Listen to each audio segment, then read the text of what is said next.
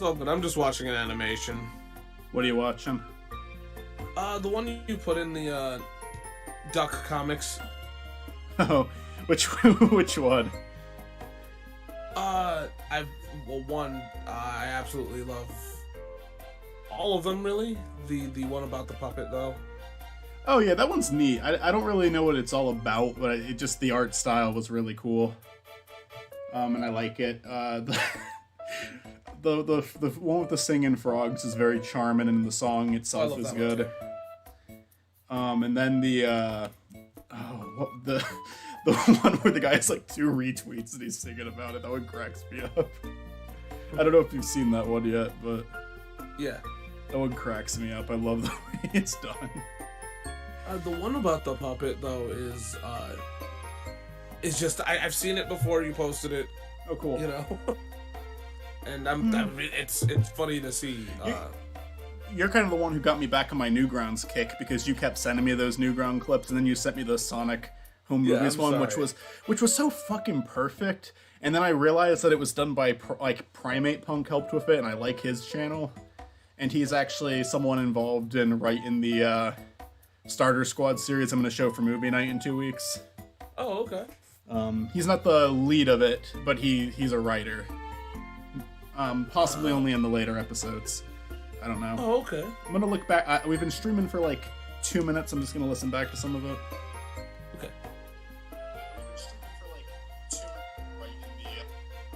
It's just I've seen it before you posted it. And it's funny to see.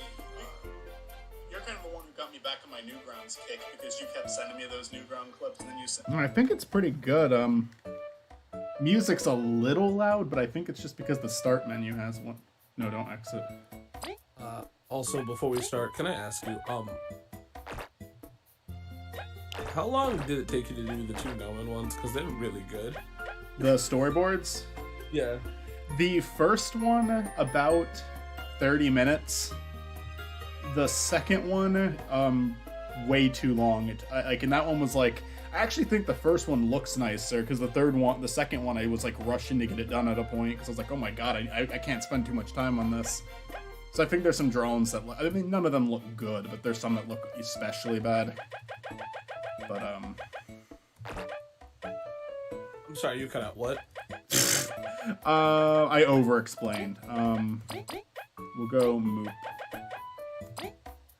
All I'm saying is that the special one is really, the thing I love the most is the timing that was put into the special move one. I like the special move one more just because it's my own thing, where the other one was I think that, to be fair here, that one's a lot more, not trying to sound mean, that one's more impressive to me. Which one? Because of the special move one. Oh, okay. Because you made Noman move. Like, yeah, in a very, silhouette. It's easy for silhouette. It sure is, but it's still something that, like, looked pretty good. Thank you. Thank you. And I was the happy with comedical, it. and the comedical timing, no matter how you put it, is still funny. You know, because it is original, and that's what I think is funny about it. You know, the other one's great. Don't get me wrong. It's just, you know. Yeah, the other one was just like, I heard that clip and I was like, I feel like I could see the Gnomon characters doing it, so I wanted to do it, but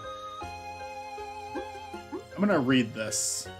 Lured by the promise of riches and lush fields, a young queen visited these lands many moons ago. Together with her daughters and fellow ant servants, she established Bulgaria's modest first settlement. That kind of looked like a wasp to me. I guess it's an ant. I know there's wasps as villains in this game. Her people were... for the record, I've played through the first 2 chapters and half of 3, but I didn't stream it, so I was like, okay, I'll start over and stream it. It only took me 8 hours to get that far in, so depending on how long this is, I could probably get back to there. And I also did a lot of side stuff when I was playing that. The chapters aren't nearly as long as they are in Thousand Year Door in this. For she heard of an ancient people who safeguarded a treasure of unbelievable power. It was none other than the everlasting sapling. You don't have to. Am I sharing my stream with you? It doesn't look like it. Let me do that.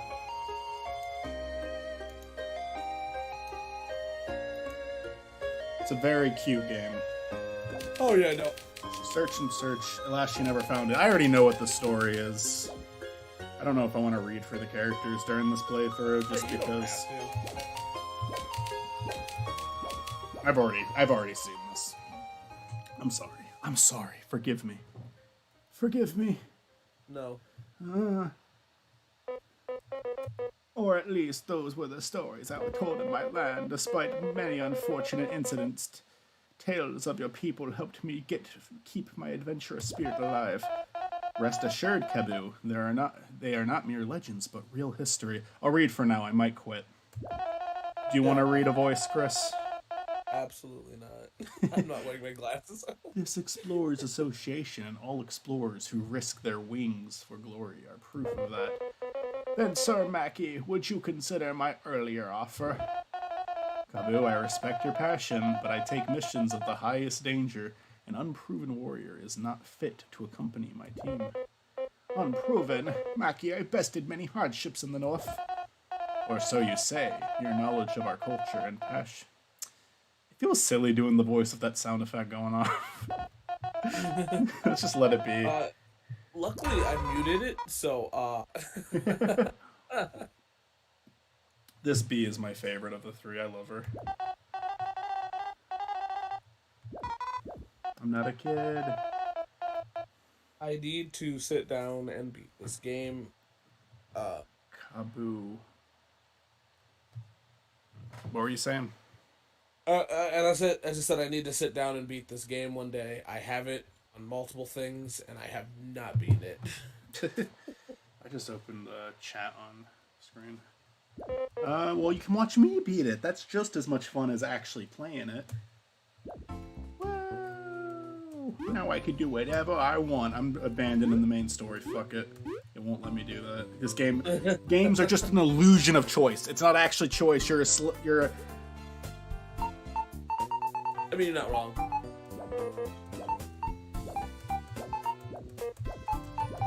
I don't care. I don't care. Shut up. Fuck you. Shut up. Shut up. Don't care.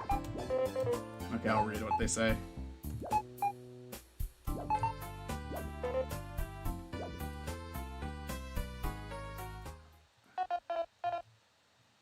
You know, I kind of wish... Oh, hold on. I'll wait until you're done. Go ahead. I kind of wish Nintendo made another Paper Mario game. Yeah, that's why this game was made. Yeah, you know. I just, and, it clearly proves that the formula works, because this game is good. Yeah, there was another one in development at Too Many Games that we got to check out. With sea creatures.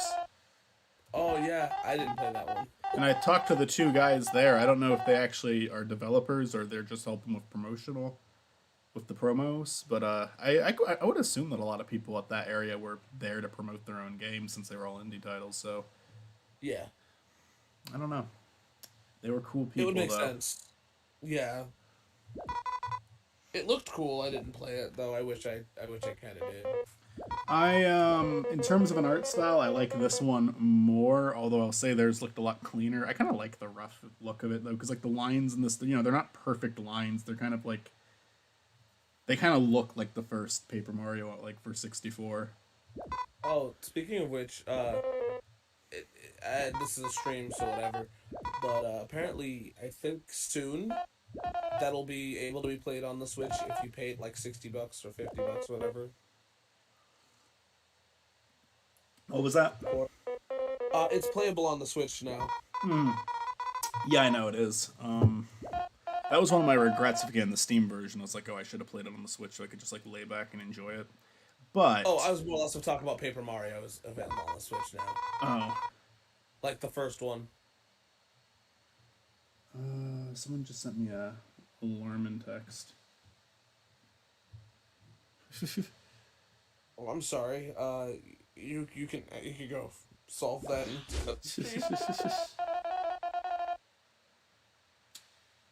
I'll be right back. Yeah, that makes sense. It's not that bad. It's just a little.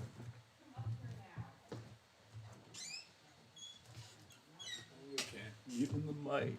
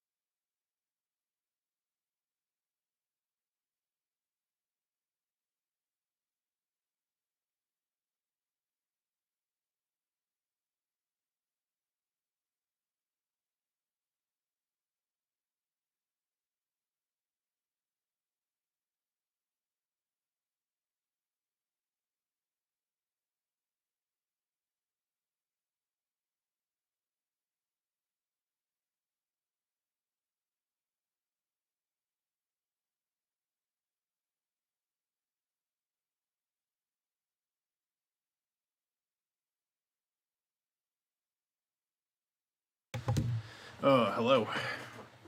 Howdy. I'm sorry, I should have ended the stream when that happened. Oh, Um, it's whatever.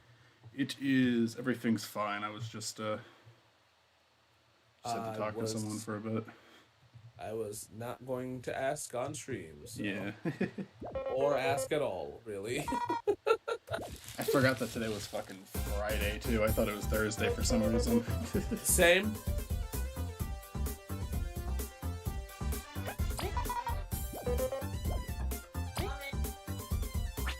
Alright, what's her Man, skills today's just kind again? of a mess, huh?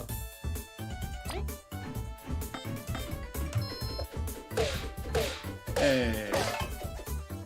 We got the boomerang. I fucked that up.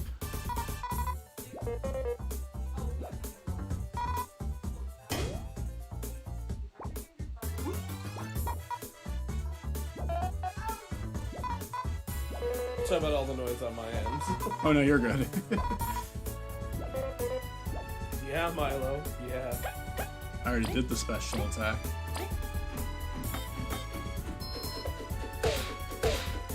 Might turn the music down. It's muted for me. I can't hear squat.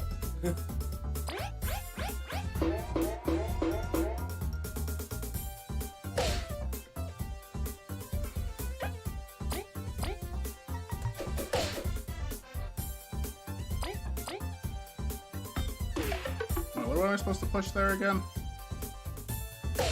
I don't know. I'm actually kind of half paying attention. In all realness. We passed. This whole thing's just off to such a bad start. I'm sorry. No, it's I all good. know I should really be paying more attention. Oh no, you're not the problem. But I'm looking for new clothes, so You're good.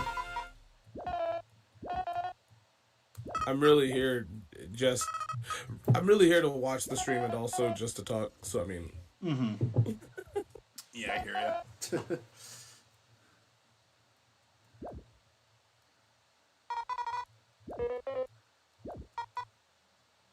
So this is V. And that's Kabu. I think I'm saying it right. V and Kabu. Or Kaba. No, Kabu. yeah, I wouldn't know. I'm sorry. You to wait. Something wrong. You know what the goal? Yes, I do. I already did the first 3 chapters. I know. First 2. Chapter 1's really small. 2 is a little Yeah, longer. Yeah, I for sure know about I for sure know about 1. I have not actually done 2 yet.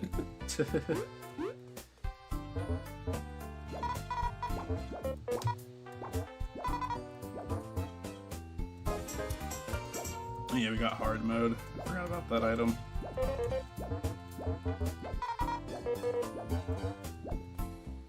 Talk to this ant. Yeah, that's racist, man.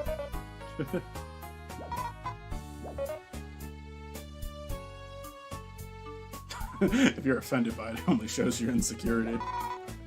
What's your deal? You want to fight? Uffy, we just got granted our permit. Let's not get into trouble. Good luck to you, you'll need it. Oh, okay. We'll show you. Let's talk to this guy. It couldn't stop me from exploring, could you? You can be sassy at me all you want, but I was just worrying about you. Give him some credit, V. Exploring isn't a game. Many have been lost while searching for treasure. I know that, but we're not going to be one of those. Even Mackie thinks we're decent. I hope his intuition is right. Didn't mean to do that. Didn't mean to do that. Didn't mean to do that. So, I think we've talked about this, and I think I know the answer, but you've played the 64 version, right? Of Mario. Paper Mario. Yep. Yeah, I did. I didn't beat it, but I got pretty far. I just didn't like it as much as Thousand Year Door. Whatever. I think these guys are salesmen. So I definitely have played all of them, except for like I played all of them except for like the DS ones and the Switch one. Sorry, no, the Wii U one. I'm sorry. That's Color Splash, right? Yep. I played the first two, and that's it. I heard that one's okay, but I personally don't care. Yeah, Zach, I think, said he liked it. Alright, we got a new save. If Zach asks me to check it out, I will. But, like, he's, like, one of the only people I think that can get me to play Color Splash. I don't have, like, a super negative opinion on the other games, just because I haven't had a chance to play them yet, but... all I know is I loved Thousand Year Door and wanted another experience like it. And 64 does have that experience. It's just kind of a watered down version, in my opinion, just because I don't like the characters that join your party as much. I think the stories are, like, there's less to them. There's a character that literally joins your party because you help him deliver a letter or find a letter. And it's like, okay, he's on your party now. And it's like, every character in Thousand Year Door had like a unique story and like some of that build into them joining you. One of them is a villain for half of the game. It's neat. Yeah. Oh man, what do I do there? I keep forgetting. I gotta actually just fucking. Oh, you just gotta hold it down. Yeah. I know for sure. That like I like the one on the Wii, the Paper Mario one, even though it isn't an RPG. I enjoy it. Mm-hmm. The Switch one is close. You know, it's really close to being good. What was it called? Origami King. Origami King. Yeah, I mean, I saw Donkey did a video on it. It looked like it looked like a good game with a good sense of humor.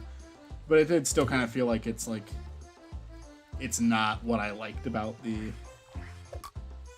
original game, and then that's fair enough, you know. Can't always get what you want. I mean, if you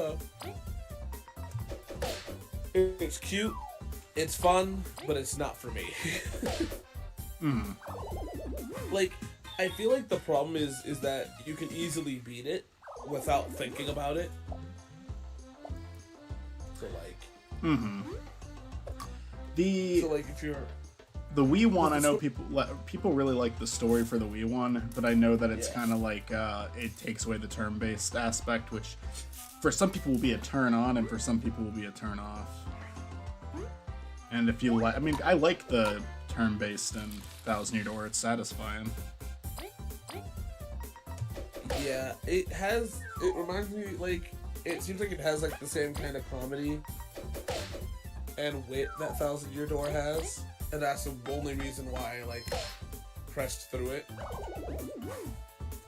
It's just not an RPG. Yeah, and it definitely led into a lot of stuff that fans of the series really like Mr. L, and that's the big one that I'm thinking about. Say it again? I said it did create something like Mr. L, which is something that people, like fans of the series, really like. You know, let me Can you hear me all right, or am I cutting out like crazy? You cut out every now and then.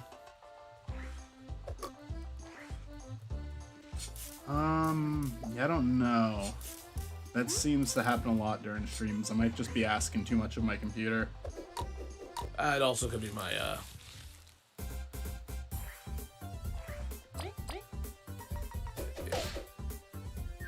It could also just be my connection. I don't know. Right now we're just killing some enemies, getting that level up. Did our block, we're like fucking champions. I tripped and fell, but it doesn't matter, we defeated the enemy anyways.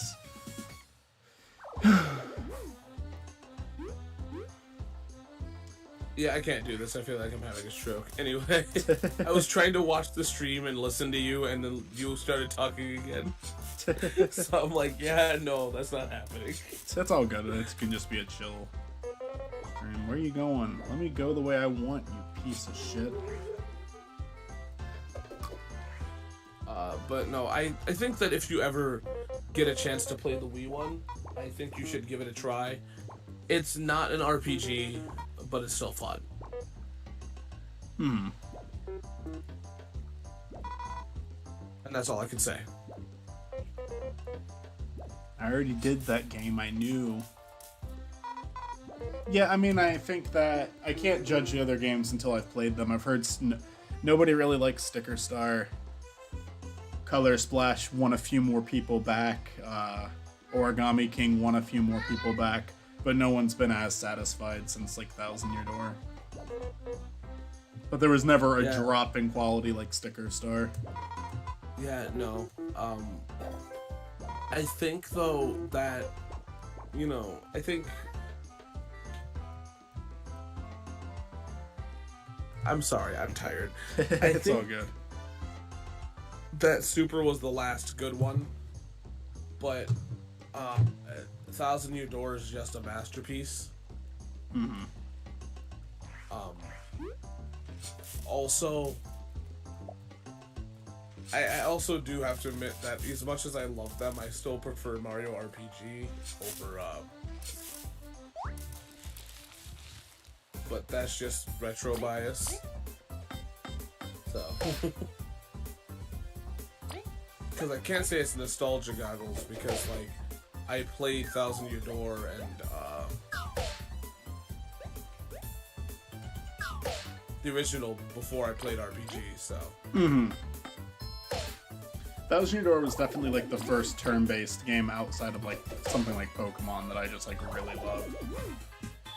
And it's just because I got so invested in the characters and the story and really wanted to see it through. I normally didn't like turn-based. In fact, when I first learned that Thousand Year Door was a turn-based game, because I was like, oh, Paper Mario, this looks interesting. And then when I learned it was turn-based, I was like, oh, never mind, I don't want to play that. And then I just kind of sat down and did, and yeah, I just really liked it. There's something appealing about the art style, though. It stands out. Even though it's like a freaking Mario game. Yeah, the art style of Mario has, like, I know we don't like to think about it, but Mario has a really good and appealing art style in general, so when you give people an aesthetic, of course, it's going to hopefully be good, you know, because they ran off of a really well-done aesthetic. Plus, as Mario do, having them do an RPG only proves, you know, what Nintendo can do, because they did a really good job. It's not just turn-based, it's turn-based with more to do, because if you press a button, you know, you can add an extra tech. You know, I don't have to sit here and explain the game. No, I know what you're saying. It is neat. Ooh, hot. I got a coffee. But yeah, no, Paper Mario, like this game is great, and Thousand Year Door is great. I would recommend, if you could play Super Mario RPG, you might actually enjoy it. I don't know if you would enjoy it more than Thousand Year Door. I think it's better, but that's just because I'm RPG like games. Yeah. People adore that game and they want Gino in Smash so badly. I might check it out. I'm a little worried about it, oh, will it stand the test of time for me? Kind of like, is it going to be another Final Fantasy VII incident, or I don't know. But at the same time, Mushroom. At the same time, it's just kind of like I haven't really tried that many old games out, so I shouldn't. It's understandable. A lot of old games are intimidating because of the fact that some of them, like, I feel like the thing is that I don't know how to say this without sounding like an asshole, but a lot of old games from like the Super Nintendo era are perfectly fine to go back to, because pixel art holds up no matter what you normally say. Like, you're either an elitist if you don't think pixel art holds up. Pixel art holds up because people still use it, you know? Yeah. Well, it's not only that, but just sometimes, like, the techniques that are used, like, in pixel art is sometimes crazy. Like, for instance, the Aladdin game for the Sega Genesis was actually done by using cells from the movie. Mm-hmm. So they translate it really well. I mean, there's a limit of pixel art, too. Like, if you're talking about Atari, there's no way that that's still good. But... Yeah. Yeah. That was, like, one of the first consoles, though, so I get it. I think, I think the only console I can kind of not... First. See what? I picked a stupid character to attack with first. Oh, I'm sorry. Because if you use Kaboo, you can put them on their backs, and then they're easily damaged. And you don't easily get killed. Yeah, you don't get hit. I think, going on my stupid video game rant, I think, honestly, if you were a person that had to go back to old video games, I can honestly say, to a degree, it's fine to skip PlayStation 1 and 64. Mm-hmm. I know that sounds harsh, but, like, some games on the 64 are just, they look like trash. I think PlayStation gets worse, though, because at least Nintendo had a somewhat of an art style for games. Yeah. Yeah, I hear ya. But I think the GameCube is also a super under/overrated console. I like the GameCube a lot, but yeah, of course I grew up with it. Like, for me, it's like there was a lot of really fun games on the GameCube, though. Like, Luigi's Mansion was fun, Melee was fun, Double Dash was fun. I accidentally fucking got out of the game. Hold on, there we go.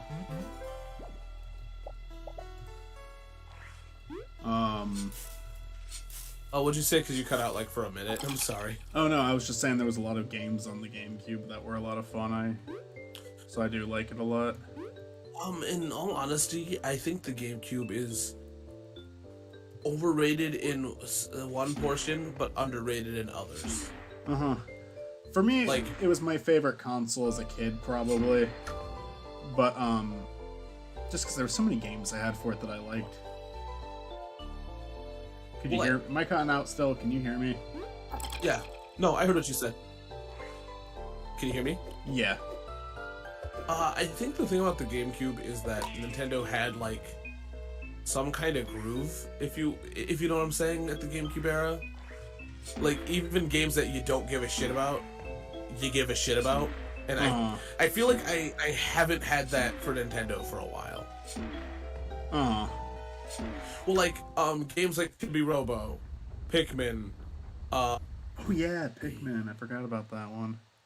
Yeah. Hey, this is a fun little Easter egg. It's like they're like a mushroom. We did all of this for that, and that's like, if anyone who doesn't get that, like, Thousand Year Door ends with, like, the secret treasure being an old mushroom. Yeah. The GameCube also had one of my favorite fighting games on it, which was Soul Calibur 2. So. Yeah. Yeah, I've heard about that game. I've never played it, but I've heard good things. What else did I have for a GameCube that Mario Sunshine was fucking great. Yeah, it's how I experienced Adventure 1 and 2 for the first time. Yeah. You bitch. Yeah, the Sonic games were good on it too. You know, Had a couple collection packs too that were fun. Had a lot of Sonic had a lot of fucking games on the GameCube before it went on to the next console. Like Shadow was on there. Really, Heroes was on there. Shadow was not a good game. Riders was on there. I'm not saying good game. I'm just saying games. It had a lot on there before they moved on to the next console. I think 06 is the first one that it missed.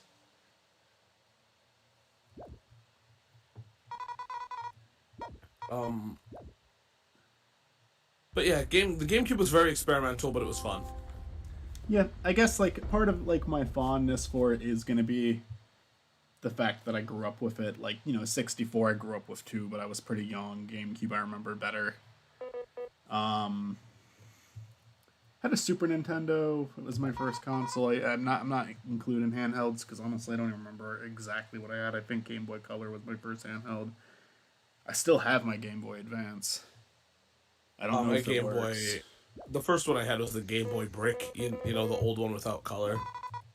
Yeah. So that was my first handheld. Yeah. The classic. Who can't get any better. And it wasn't even mine. It wasn't even mine. It was my grandma's.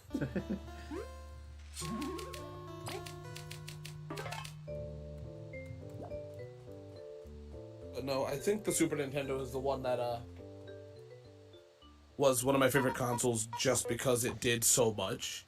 Like, games like... It was the first time it's the first console I even really remember. Because I remember being in preschool and watching them play Donkey Kong Country 2.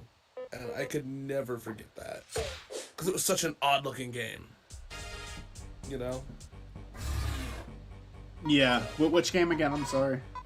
Donkey Kong Country 2, Diddy's Conquest. Oh, okay. I only played the first one. I never played the two sequels. I played some Donkey Kong 64 Pinsack when we were younger. Ah, shit. I forgot about Donkey Kong December. Donkey Kong December. Did they upload a new video today? I don't know. I don't see Donkey with an upload. Donkey's disappointing me. Better get the new Donkey Kong December video up. I mean, if it's not a real thing, it's whatever. The video was worth it alone. Yeah, I'm gonna be disappointed if he doesn't do it. Anyway, V abandoned us. He made a video yesterday about dislikes being disabled. Yeah, I saw it. Donkey Kong was in it, so it counts. Yeah.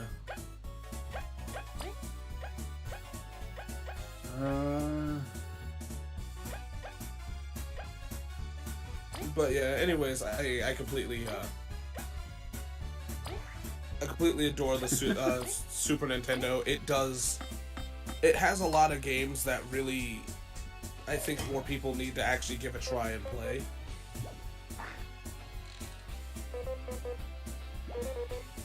But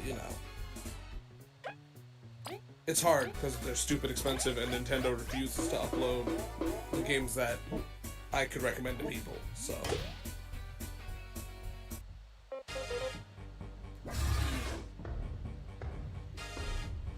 Getting our ass beat by this fucking spider.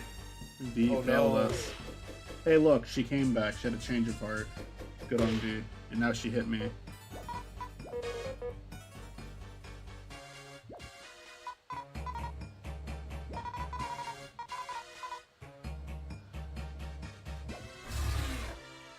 And now you're going to victory.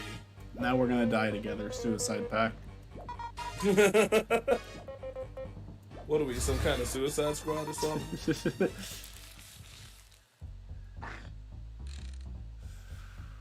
Alright, we have to kill the spider now. Alright, well that did nothing still. So I think this is from what I remember, this is just a fight that we have to like not die in. And we might have to fight him later. We'll get him with our tornado toss. The super mega chocolatey awesome sauce move. If we can get 400 zeros, he dies. Alright, that sounds like such a playground rumor thing. I can't use spy on him. Did you ever have those, by the way? I never really heard any from the playground. I heard from friends a few. Like I not guess even that's like what it, video games, just like weird shit. Like if you go into Yeah. the woods, there's a something. Well, you know? I heard about the infamous Webkins killer. You know what that is? Yeah. I heard about there was like a story that went around when I was a kid that like a kid watched SpongeBob and tried to go into the ocean to find him and died. And that the parents sued the show. Like that was one. That isn't true. What happened? I'm sorry, you cut out. I said like I remember hearing a story when I was a kid. Like a kid tried to go to Bikini Bottom into the ocean and drowned, and then the parents sued Nickelodeon. I've never heard that one. That's when I heard, and the funny thing is, I heard it in like a YouTube. Someone talked about it in a YouTube, and I'm like, okay, like that was far spread. People heard about that. So what? Oh man, this is gonna be really bad tonight, Chris. Yeah, you cut out on the last part. Man, we're gonna die. Isn't this like a stage fight? Yeah, it is. I'm just like, I don't know. I'm gonna give V a Hello. crunch relief. Ah! Fuck. Is Mitzi here? I messed up. Anyway, hello. Hi, Mitzi. How is everybody? We're good. We're killing the Tired. spider. Oh. What did the spider do to you? Tried to instigated the fight. Oh no. And he's trying to eat my friends.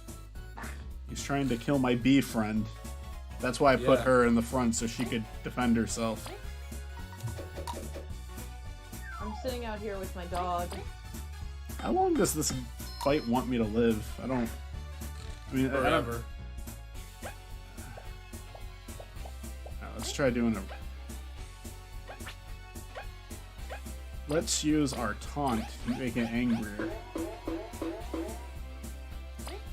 Use the tornado toss. Okay, so now that I can hear you, what was the rumor? That SpongeBob went into like a kid who watched SpongeBob. Tried to go to Bikini Bottom, went into the ocean and drowned, and then his parents sued Nickelodeon. That was like the playground rumor. Did you hear me that time? See, I'm cheating. I'm using the stream. So yes, I heard the rumor. I have not heard of that. It's just my end. My end sucks. Hold on, give me a second.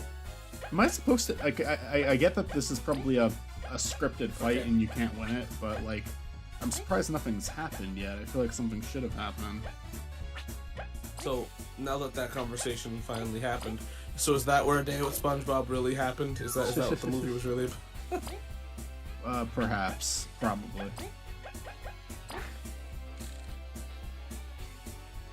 I don't. Am I supposed? Oh, I'm supposed to hit him. Okay, I thought that I was just supposed to like. I need to get him down. How's your dog? I'm waiting for my dog to shit so I can finally go back inside. Well, that answers my question. We gotta kill him. We gotta kill him. It's letting us Sorry, attack him. You were asking a question. I didn't hear a question. I asked how was your dog, and then you unknowingly answered it. Okay.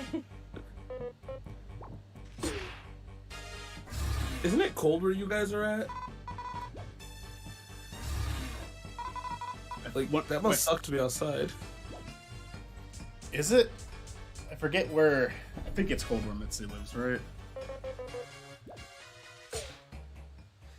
Well, that was a stupid display there. That was me just failing to read the text. I've been really speeding through the dialogue during this part of the game just because I've already done it. Brazilian times today.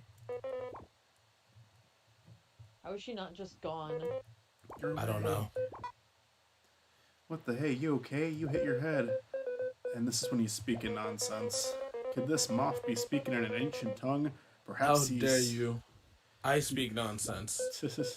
No, we can speak Bugnish. Okay. Now this guy is weird because Come he on, always Sophie, let's go says inside before I freeze my ass off. he always refers to himself as we. So I never actually figured out what that's about. I never got that far in, but that's kind of one of his Oh, things. it's because he's Venom. He's always talking. You get the idea that there's at least like two people talking to him. I don't know, two people talking there. But it could just be a weird way he talks. I know, babies. Or he could be a hive mind. We are fine now. He is high of mind. He is. I know. I'm trying to help you. He is the smart. He is the wise one. I'm trying to help you get the leash off. He is Venom. Kabu is kind of like the brave knight of the group. He's kind of the brains, and then V is kind of like the aggressive, angry one. Yeah. V is my favorite, though. She is a grumpy character done right. Who's? V, the little bee. Oh, yeah. B. I like her. She is my favorite. But I like all three of them. They're charming.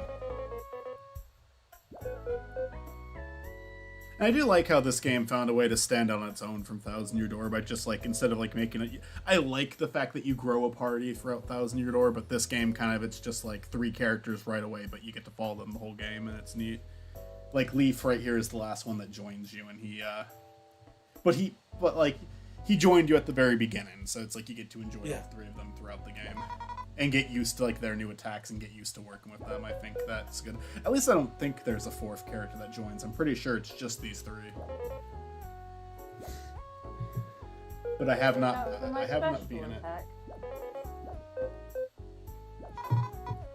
Honestly, man, I'm gonna just kind of guess because you cut out a lot. No. Stop eating shoes. Stop Mitzi, am I cutting out for you too? Not really. But then again, I think it's haven't just my been end. able to tell. If you have been cutting out, I haven't been able to tell. I don't know, because Stort has a problem too. Mitzi, if I start cutting out, tell me, because I might need to do something. If it's Chris's end, then there's nothing I can do about that. If it's my end, I can. Just my end. These fucking guys, I forgot about them. It seems to only really happen during like streaming or when like multiple people are on. So. Well, it makes sense. Yeah, it's a. Oh god damn it! I'm fucking up the most basic attack in the game. The problem is whenever I like address you, it cuts you out for some reason. Like whatever conversation it decides to cut out, but whatever like you're just playing the game, I can hear everything. Wow, that's the thing I just did. Yeah. I don't know. I hope the problem stops. It happened a ton when Stort and I did Amori. I don't know. It's like I think you're just cutting out like the last bit of your sentences. Okay. Shit, I don't know what to do about that. I'm trying to think of like how I can fix that. I don't know how to fix that. Hey, I know that we only started a couple whatevers ago, but I'm gonna dip because I'm stupid tired, or I'm way more tired than I thought I was. Alright, yeah, it's no problem. This was stupid fun. Yep. It's nice talking to you. Yeah, let me know if you're ever gonna stream Bug Fables again, because I would definitely love to. I think I've just committed to... Well, since I'm starting from the beginning, I think I've just committed to doing the whole thing. Otherwise, I would have just resumed my save file, because now I have to like redo the first few. So yeah, let me know what's up and let me know.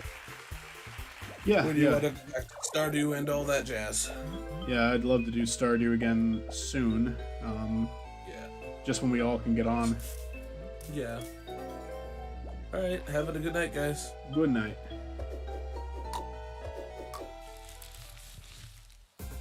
You still there, Mitzi? Yeah. What's up with you? Hanging out. Just talked to some friends I haven't talked to in a long time. Neat. Chilling on the couch with my dog now. Cool. Still didn't go potty outside. Upset. Because I don't want her to go to the bathroom in her crate.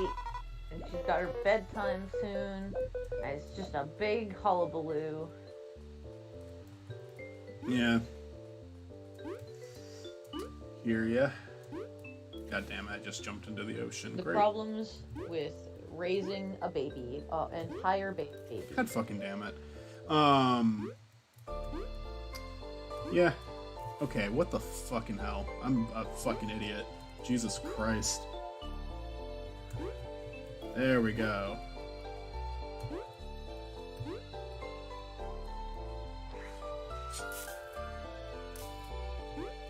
I just felt like doing a stream, and that's what I'm doing.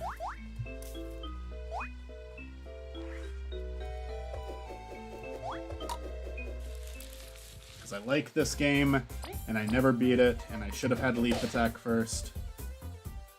And I can make him attack now. Good, good. Not Leaf. Kaboo. I guess it would have been fine. Alright. We got stronger, that's right. We just leveled up.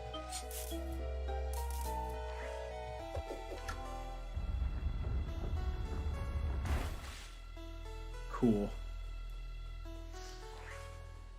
You said you wanted to stream the entire, like, Paper Mario series at one point, right? Yeah, I want to do that at some point. Can you see my stream? Because this is, like, the Paper Mario inspired Yes. game. Yes, I can see it. It very much has Paper Mario vibes, 100%. It's got everything about the art style and design and everything. I don't necessarily even have, like, complaints about the follow-ups like everybody else does, mainly just because I haven't played them. I just really like Thousand Year Door and wanted a game like it again, and people said this was a game like it, and it is. I can concur.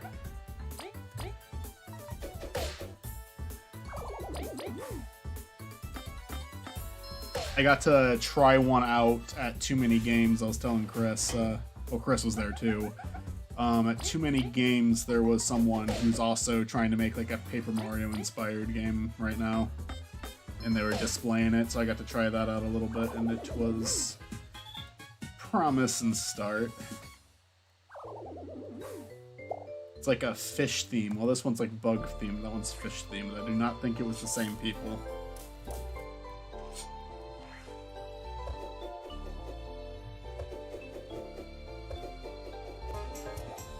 That's like Coop's attack right there.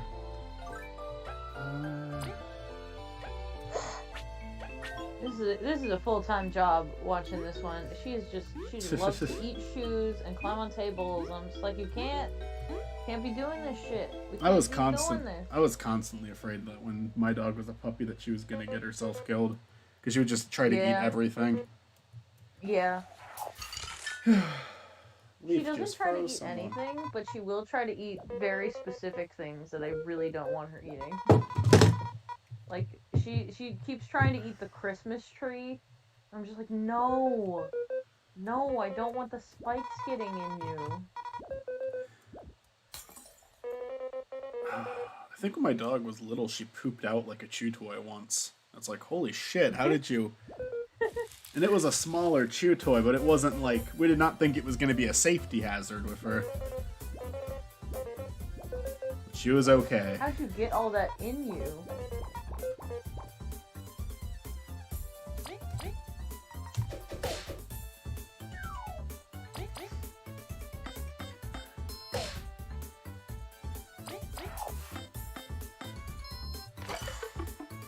Oh, I hit the right key. What are you talking about, game? I hit the right key. Tell me I didn't hit X. I hit X. Let's try that again. Maybe it took me too long to hit X. I don't know.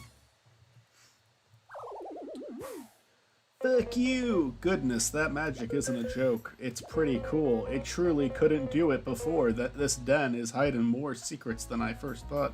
If you truly couldn't do it. Jeez, I can't read. Everything's just too suspicious. I don't believe... Hello! Hello, hello, hello! It's Matt. Hello. How you doing, Matt? Oh, no, Sophie, nobody's at the door. I'm sorry I made you think somebody was at the door. It's me, I'm at the door. Oh god, I wish. The freak is at your door. Well, frozen enemies can't be stunned, but they can be climbed on. That's good to know. Alright, got the honey drop. Now we're set. Now we can beat the game. That's the item that you need to beat the game. Sophie? Sophie, no. Sophie, down. 1 second.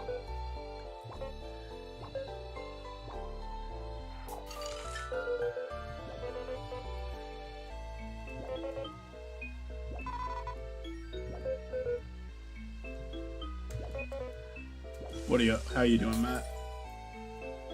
Good.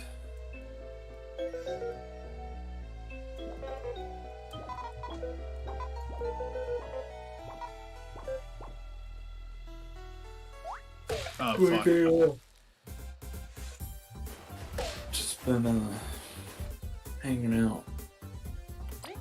Nice.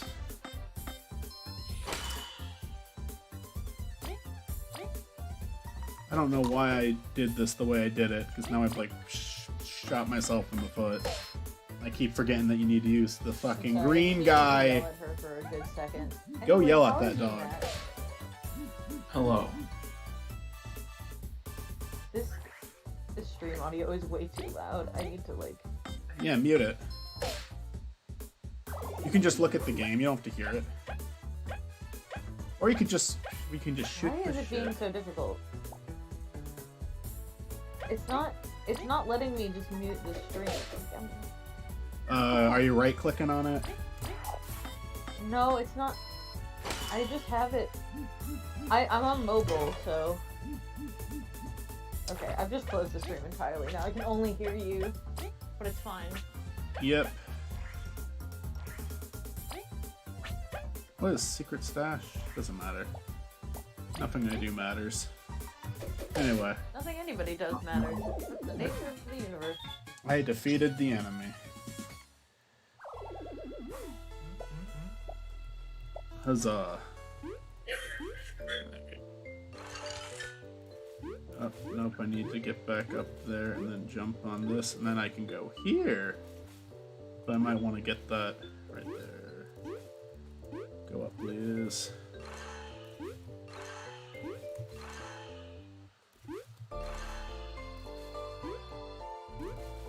Okay, do I need to, like, fucking do that while I'm up here? Yeah, that's what I needed. Okay, good. Good. Whoop.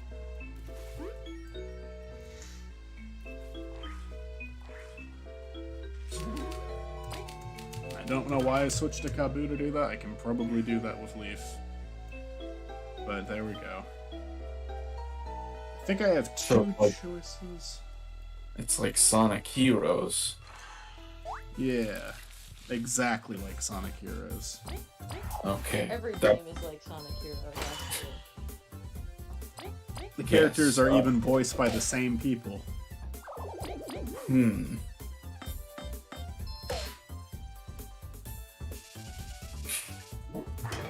Hate that fucking ant.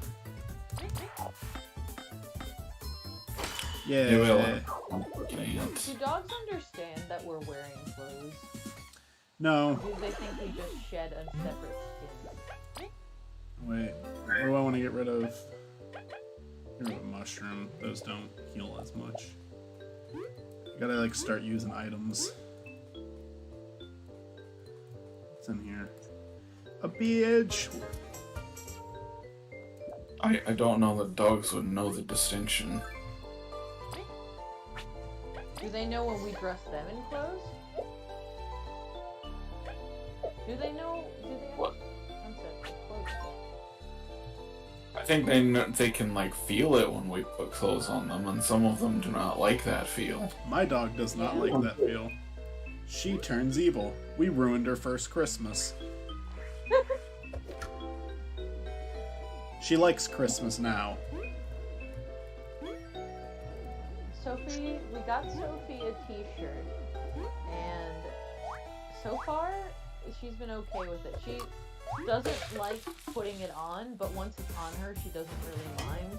Yeah, some dogs are fine with it.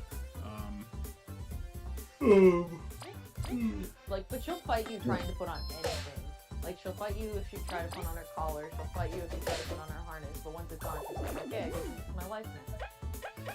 My dog freaks out about the collar too, and it's incredibly frustrating. Just because it's like we have to put her collar back on. That's not optional.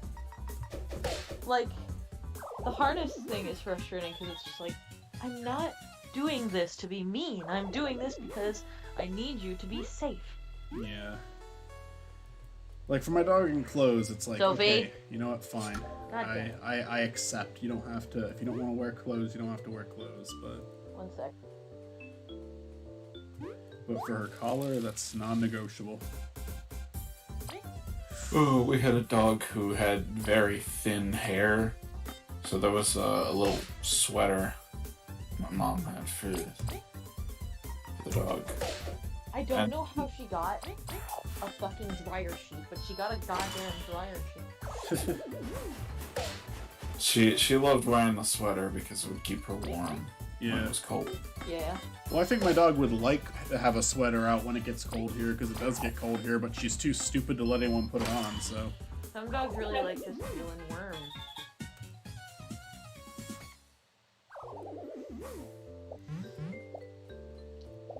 I have a dumb dog. There's sadly just no other way of looking at it. I have a very smart dog, and it sucks because with a very smart dog comes a very sassy dog because she can find all of the loopholes. She knows when what she's doing is wrong, and she knows how to try and hide it. My last dog, I think, was very intelligent. Both of them were Westies. The only thing that she was dumb with is you could trick her with the fake ball toss a million times and she would fall for it every single time. Where my current dog won't even fall for it once. So that's like the one way she's actually a smart dog, is I can't fucking trick her with it. Michael, you've been cutting out. Well, shit.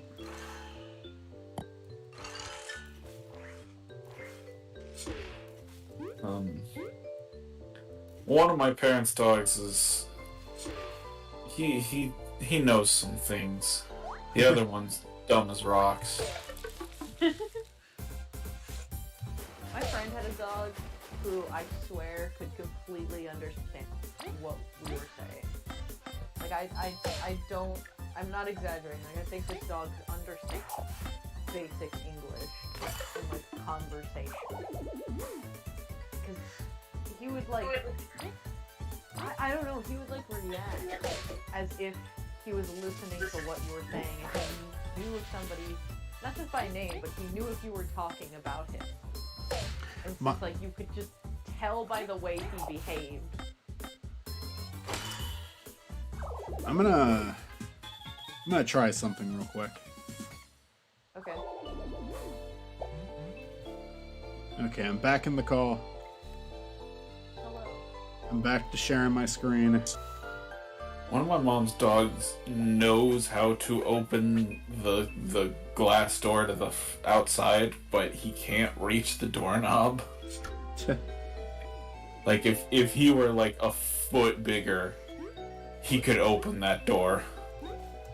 My last dog, she was again very intelligent, I think.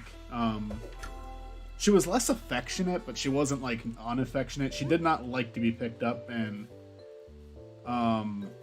she didn't feel the need to like sleep with anyone at night. My new dog wants constant love and affection 24/7, loves to be picked up, loves to be, just loves all of it. Well, my other dog really hated it, but she was like, she wasn't a completely unaffectionate dog or anything. She just didn't. But she was also smart. Yeah, she was also smarter. And I remember at one point, like, she learned what the word treat meant, or the word bath meant, and she would freak out every time in two different ways. And eventually we just started spelling it out. Because she was like, okay, she's going to freak out if we do it. And she eventually picked up on the spelling. I know that doesn't mean she understands how the word is spelled. It means that she became familiar with something else being said. But still, I was impressed by that. She figured it out. She was able to piece it together. Bath and BATH are the same thing. Oh no! Like she must have felt like she cracked the code. Like she was just like, Yeah. oh no. Yeah. And there was other times like you could like put her ball in an interesting place and she would be able to figure out how to get it out. Like she was a smart dog. My current dog will fucking start pooping halfway and then stop before she's done. So then it's like, and then she starts freaking out because she knows that means to go back and that means it's time for a bath, but she won't just fucking finish going. That's the intelligent level of my current dog. Sophie, she is like butter when you pick her up. She just goes limp. Like as soon as you pick her up, she's just like, okay. It's a thing with like the same thing with like the harness or the collar. Like she'll just accept. She will fight you until she's actually in the situation, and she's just like, all right, cool. I guess this is my life now. Awesome.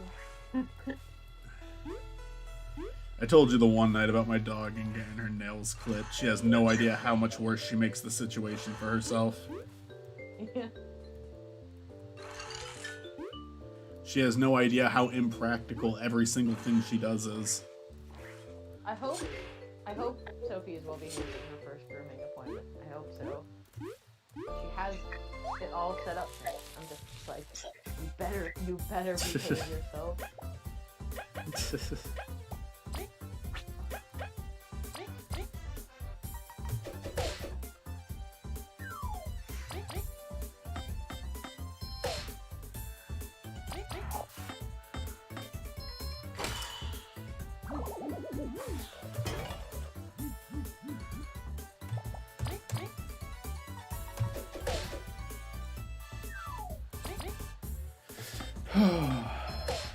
This is a very satisfying game to play.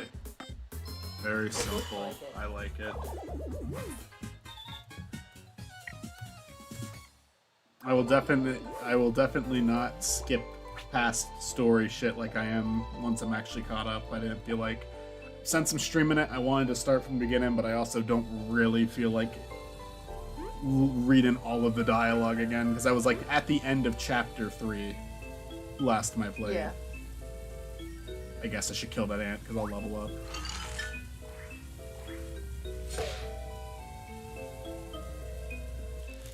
Okay, well, I fucked that up.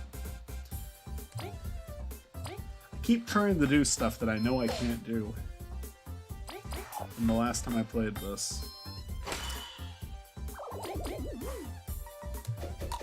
Oh, that did nothing.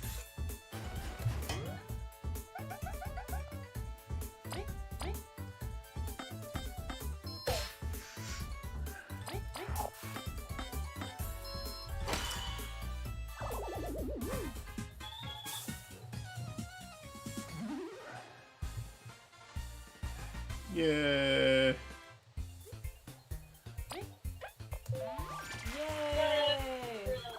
I'll just upgrade. I'll just keep upgrading one at a time, I guess. I don't know. When it comes to, I always had a hard time when I played like Thousand Year Door, I always had a hard time choosing what to level up, whether it be like health, the flower points, or the badges. I was not good with that balance. Yeah, I would usually always upgrade like health. I probably upgraded health the most, but honestly, if you put like your badges all the way up, you can even if your health is all the way at the default, you can like pull off attacks that like let you end the battle in one round. She's like a cat. She likes to weave in between my legs when I'm walking. There we go.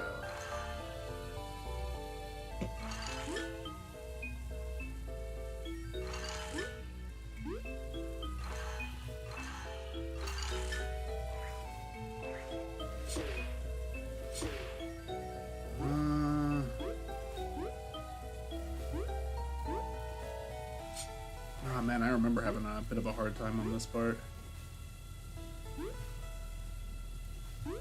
There we go. Okay, no hard time that time. Good.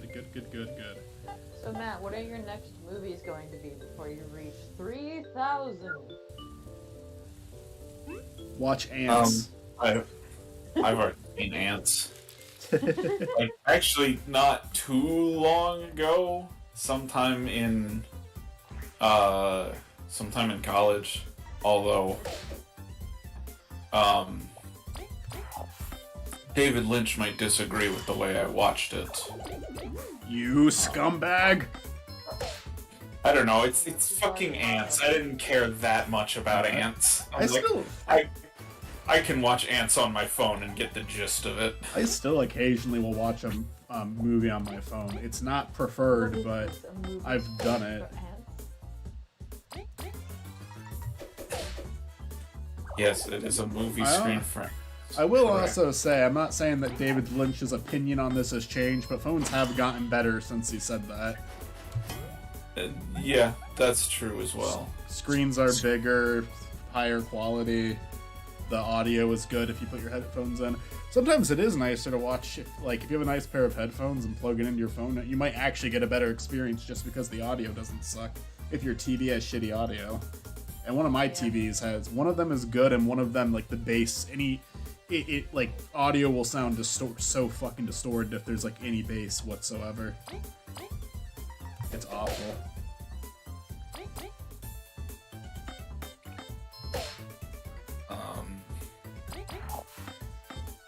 So I started watching Picasso Trigger, but I didn't finish it, so that's one of the ones I'm gonna watch before 3000. I wanna just finish that. Like anything that I have unfinished, anything left unfinished, I want to finish up before I hit 3000.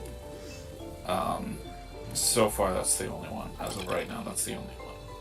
I finished everything else I've started, at least that I intend to finish. Yeah. Yeah.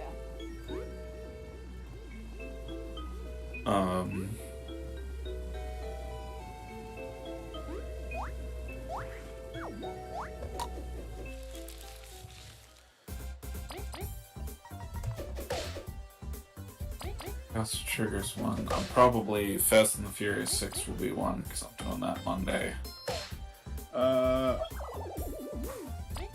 I was about to say maybe one of the movie nights would be it, but honestly, you're picking a movie you've seen, and I'm picking a web show, so no. Yeah, no. I have The Fugitive on here. I want to watch The Fugitive before 3000.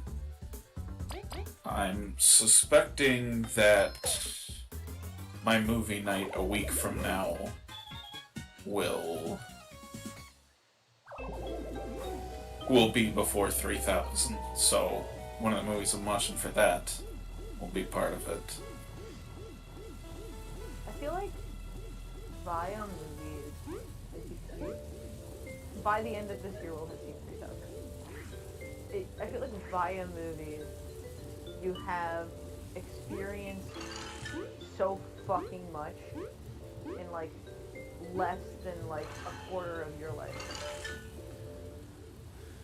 Like, it's insane to think about, because it's like, with movies, like, no matter how like, similar they are, right? Like, you still experience something, at least something new every time, even if it sucks.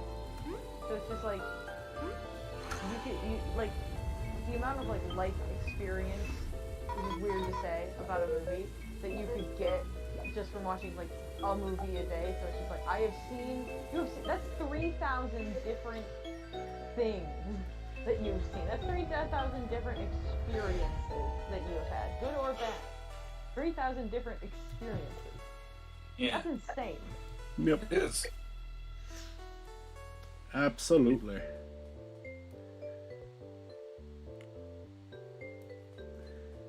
I was gonna dispute a quarter of my life, but I suppose I really only count films I've seen since I turned 15.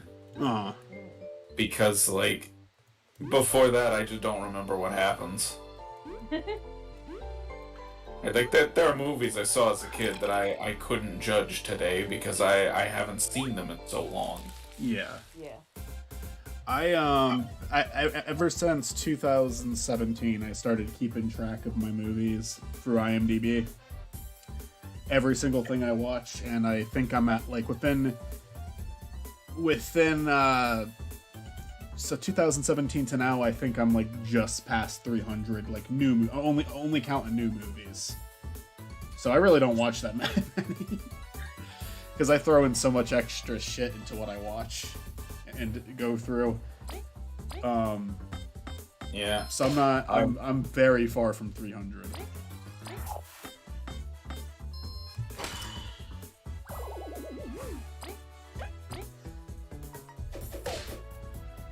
I have tried to mix it up a little lately. I've been watching fewer movies this year. I think it just depends on whatever you like. I get why a lot of people don't want to watch a show, and it's because shows are often just worse version of movies. I don't think that's always true, but they have to make a lot more and with less time and less money. Most of the time, less money.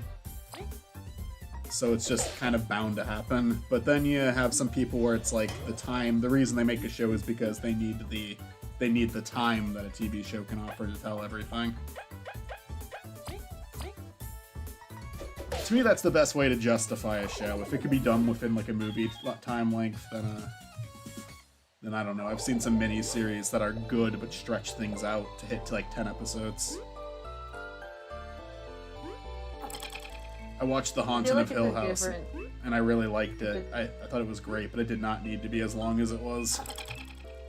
It's a very different ballpark that you're doing. I prefer shows. I think the thing is I like significantly more movies than I like TV shows, but the most important like characters to me are ones that I've seen from shows. Like those are the ones that I value the most. I have all these special attacks. I guess I should just save them for the big battle coming up. I don't really need to strategize this early on in the game, and I should have used V late last, because now I can't do anything. Yeah, shit. Oh no, I can give my attack to her. That's right, I can give my attack to her, but it's just gonna be weaker now. Alright. That's fine. It's Netflix.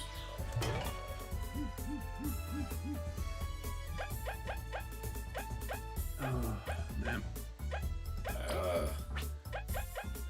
I've also probably got a Netflix DVD movie coming, so those I try to watch pretty fast so I can send them back and get another one.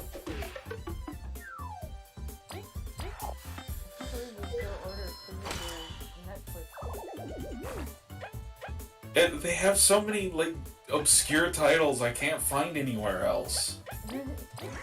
No, it's just like I didn't even think that service was still in business. Like, then my first thought was like, they're still doing that? Netflix still does that? I mean, Redbox is a thing too. Yeah. Yeah, Redbox is mostly like recent stuff. Yeah. Like, I mean, even on Monday when we watched The Wiz, I got The Wiz from Netflix DVD. Yeah, it's cool. I miss Blockbuster. I mean, it's kind of a thing where it's like, oh, everybody says they miss it, but at the same time, you probably wouldn't trade the convenience for it if you could.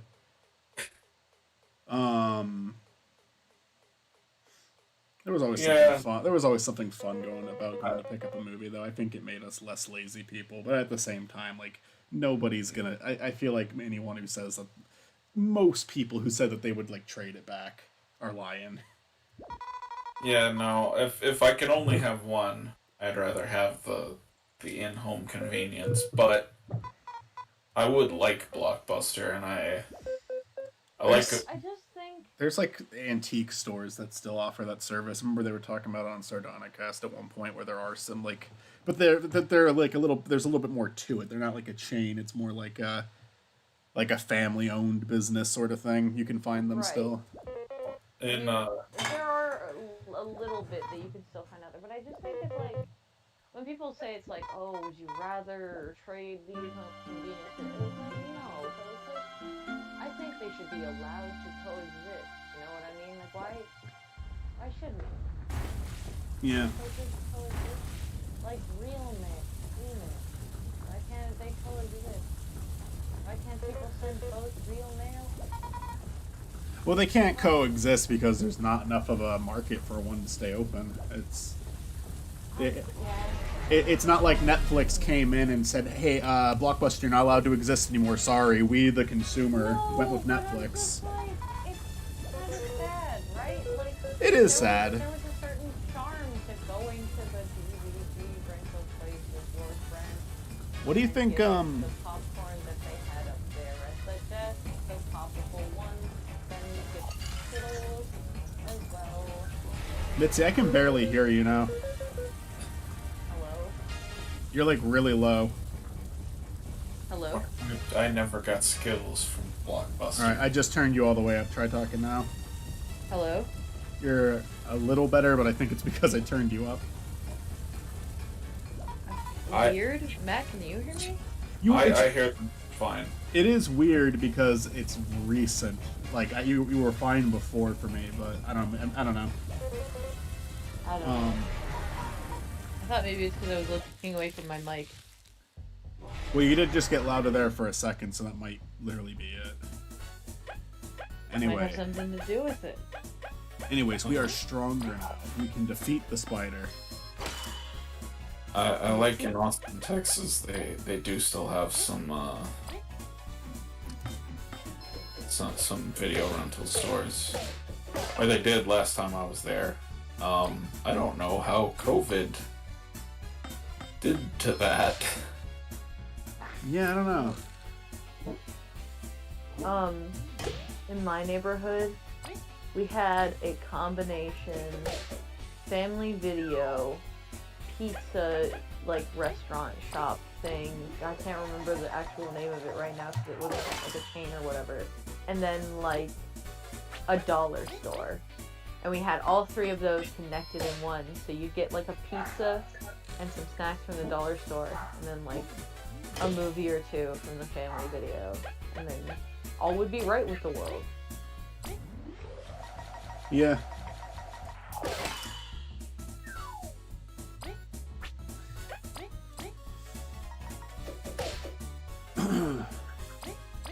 My old Blockbuster is a dollar store now, so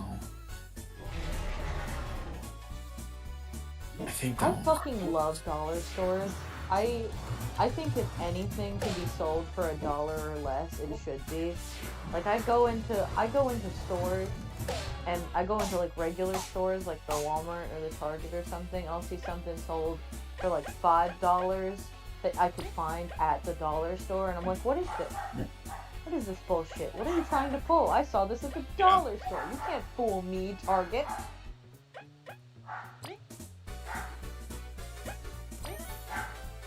yeah.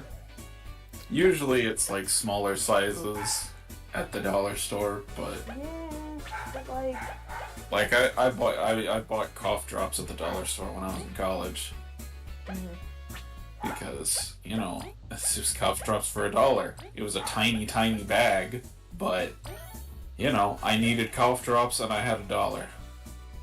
I kept eating cough drops like they were candy, and I could not figure out for I've the done life of that. me why I was having stomach problems. Because I'm just like, oh yeah, lemon candy. Delicious. I eat it, I put it in my mouth, and it gets a good lemon flavor. And then I'm just like, why is all of the bottom part of my body bad now? Like, why is all my stomach and bowels and like everything that involves that area just sucks now? And I'm like, oh, because you're not supposed to just pop these and just suck on them one by one over and over and over. No, please don't. But in my defense, they were citrus, and they were flavored like oranges and grapefruits and lemon, and they were delicious. I mean, they still are. I still buy them. I just use them responsibly. Eat cough drops responsibly. Yeah. Now Super now when I cough want addict. citrus candy, I just buy citrus candy. Looks like I need a cough drop. I don't know. Do you really? What's y'all's favorite candy? Hard question for me to answer, actually. I could probably give you an answer if I thought about it. Because a lot of it depends Okay, on then. mood. When someone asks favorite chocolate bar, I often say Butterfingers, but then other times Like- I don't feel that. Like top 5. Snickers, Butterfingers, and Reese's are like the top tier. Yeah. Yeah. Agreed. On Reese's especially. I really like Three Musketeers. I like how soft they are. It's like eating a cloud.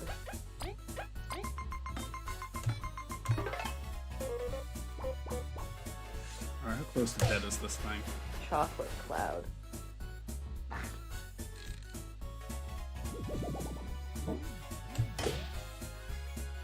No, Leaf, no. Okay, well the spider's almost dead. So we'll just fucking kill it. It'll work. I really like Snowcat, Shit.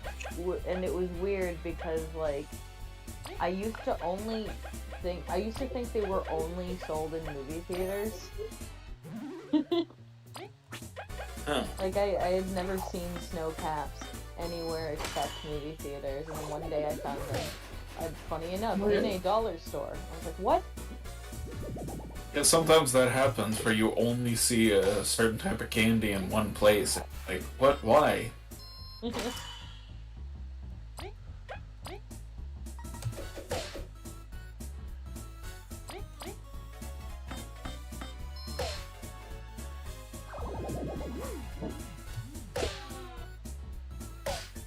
Up. Yeah. Hello? Michael? Hello. Sorry, Oh. I'm hyper focused. Okay. Okay. You were just saying something and I thought you would cut out. No, I just stopped. I'm trying Bye. to think. Trying to think of candies while killing a giant I also spider like- boss. I also like Mounds and Almond Joys. I prefer Mounds. I prefer them without the almonds. Not that I don't like almonds. I just think like if I'm going to have an almond, I don't like it. There's too much stuff surrounding it. I just want the stuff that's surrounding it more than I want the actual almond. I actually love almond candy, but I don't like almond joys just because it's too much. I've Yeah. kind of grown to like a little bit of coconut, honestly. But like I when love it's just coconut. when it's just like nothing but a big block of it in the center of chocolate, that's too much for me. I don't like it. I tried them again Yeah, as an adult, just because I didn't like. I knew I hated it as a kid. I was like, maybe I'll like it now. No, it's too much. I like I like it. I just prefer to not have the almond. Usually if I want a chocolate covered almond, eat a chocolate covered almond. But yeah, Mounds I feel like are better. I think- don't know. It's To me, weird. Butterfingers just have the most satisfying crunch. I really like Twix bars, They but do. but I also do. I'm not the biggest caramel guy. It's not bad.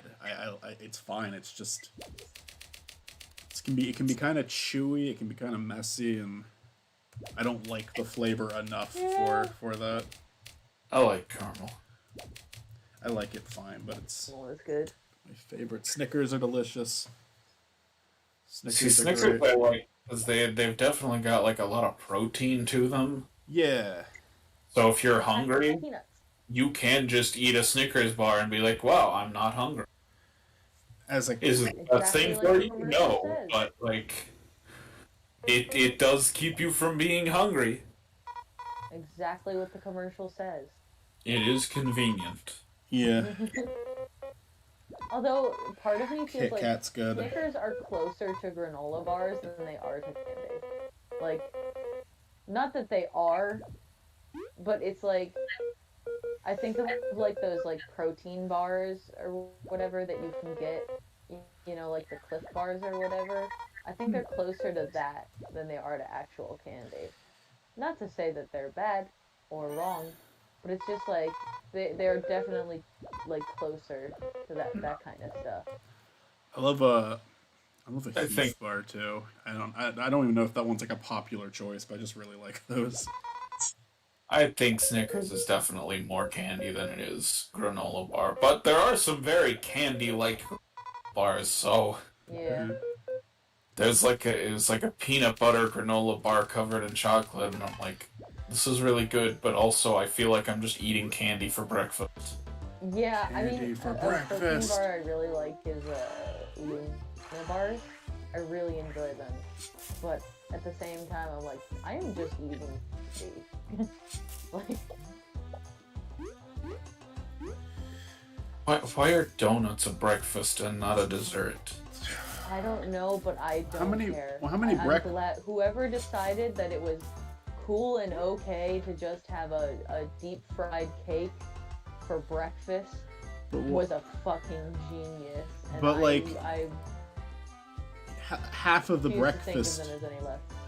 half of the breakfast foods are just desserts. A lot of cereal is really sugary. A lot of you have pancakes, you have waffles, you have French toast, you have I guess. muffins. It's all like half of breakfast is dessert.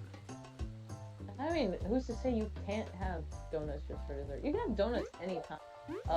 Time is a concept, and we made it up. So I mean, Time is an illusion that helps things make sense. yeah. When I was a kid, I did have cereal for dessert a few times. But it was because there was a Finding Nemo toy in there, and I wanted the toy. So I started eating cereal for dessert. See, I always just reached into the bag and grabbed the toy out of it. Yeah, me too. In fact, a lot of cereals started to like not even put it in the bag. Once you open the box, it would be there. Yeah. Outside they of put the it in bag. the box outside of the bag. This is like the one and only memory I have of like a real physical toy in the bag. Now sometimes you would get interesting things like the tattoos or whatever. They put CDs in them at one point. You could get like, or like they were like video games. You could get like little discs of video games starring the cereal mascots. Do you remember this? I do. I also remember the one that Cartoon Network did. It was like the 5-disc mystery gang thing. Oh yeah. And like each one had like the mystery gang talking about like a different cartoon, and it was like Kids Next Door, Powerpuff Girls, all of that. But then there was a Johnny Bravo one, and they actually did a crossover with Johnny Bravo, so that was like the one where they actually interact with the character. But as a kid, I got all of them. I wanted to like get every single one of them. My mom allowed me to, so she would keep getting cereal with those discs in it, and it was weird because it was like pure luck. I wanted to get all 5 of them, and I only got a repeat once. I remember it took me. I got them like in order, and I only got I got them in backwards order, and I only got a repeat once. So like I got like the first 4 DVDs, then I got the second one twice, and then I got the first one finally. It was like really, really convenient.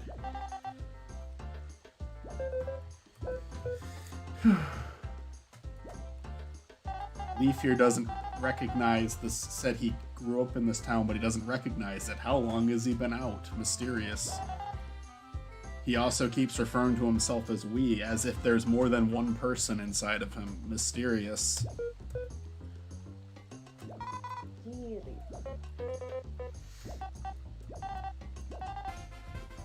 Yeah. Alright. I will be right back. I have to put Sophie to bed. KK.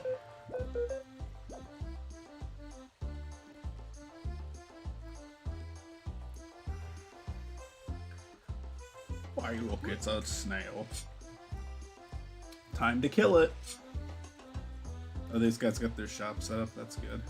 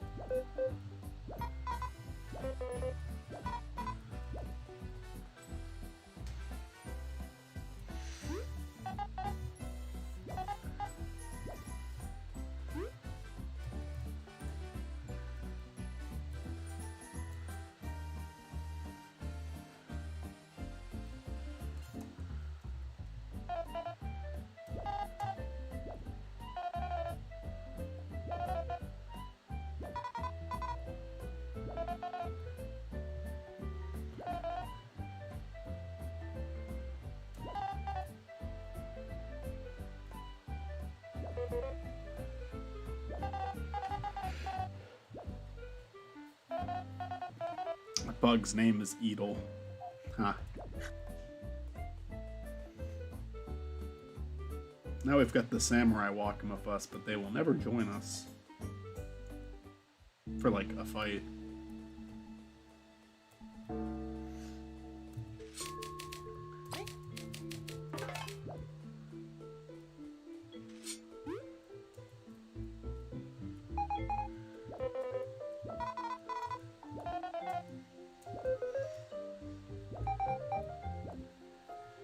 Then we shall proceed. Here we go. Queen Elizabeth II. It's you.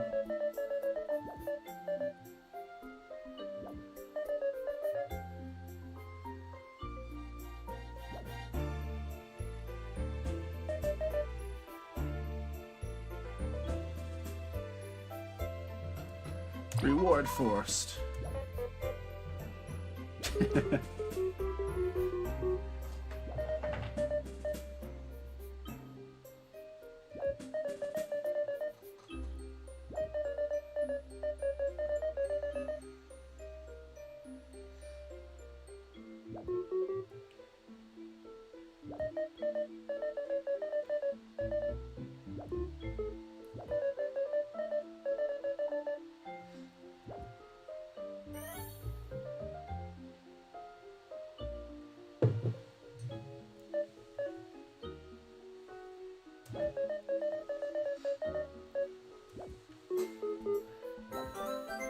Yeah, we already got a crystal berry, though. We found one of those on our own. Fucking dumb bitch. We found the artifact you've been looking for your whole life.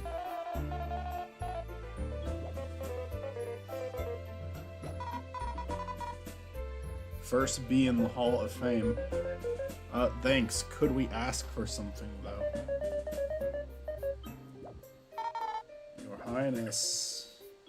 We're not going to get to ask that question. What is this fuss about? Urgent news. Confidential information. It's about that. That is in red text, so you know it's significant.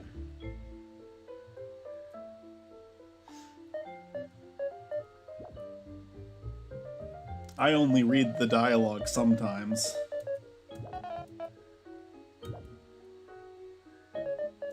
Matt, are you still there? I'm here. Okay.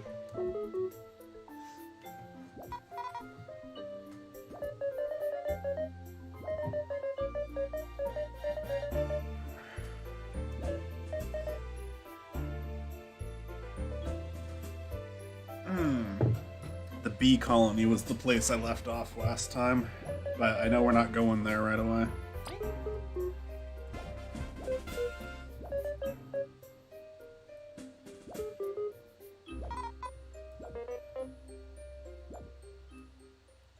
I think Chapter 2 begins. Hell yeah. Chapter 1's much smaller from what I remember, but Chapter 2 doesn't take a really... Chapter 2 really didn't take too long to get through either. This is a pretty short game, from what I can tell. I mean, I don't know if it's short. It's, like, shorter than Thousand Year Door, which is, like, insanely long. I don't know if it still has that record, but it had the record of the longest Mario game, because it was, like... It's, like, 50 to 60 hours worth of content.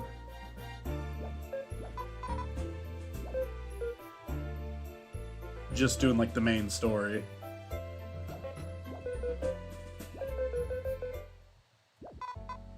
Maybe even more than that. I don't even know. I don't even know how long it takes to beat that game. It takes a while. The chapters are long. Years. 1,000 years. Title. That's just how old the door is, Matt. Jesus Christ, think.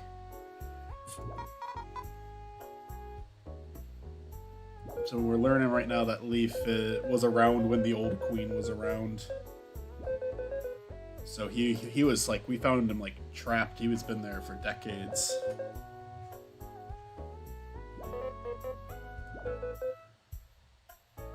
And he doesn't trust this new queen. She's being shady.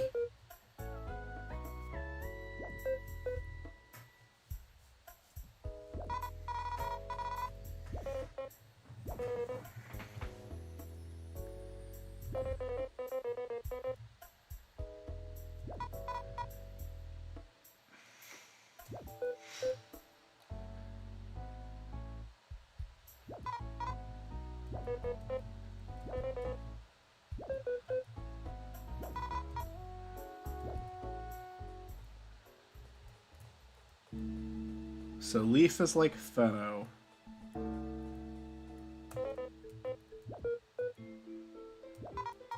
don't know who Kabu and V are like.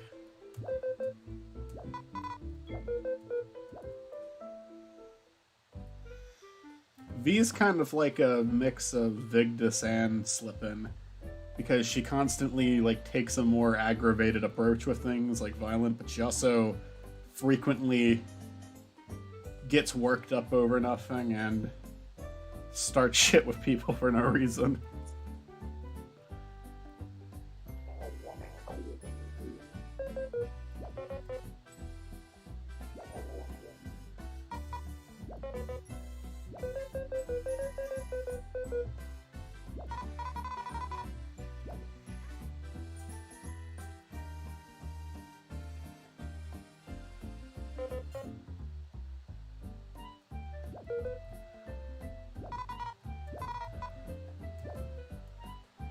We gotta go get some food.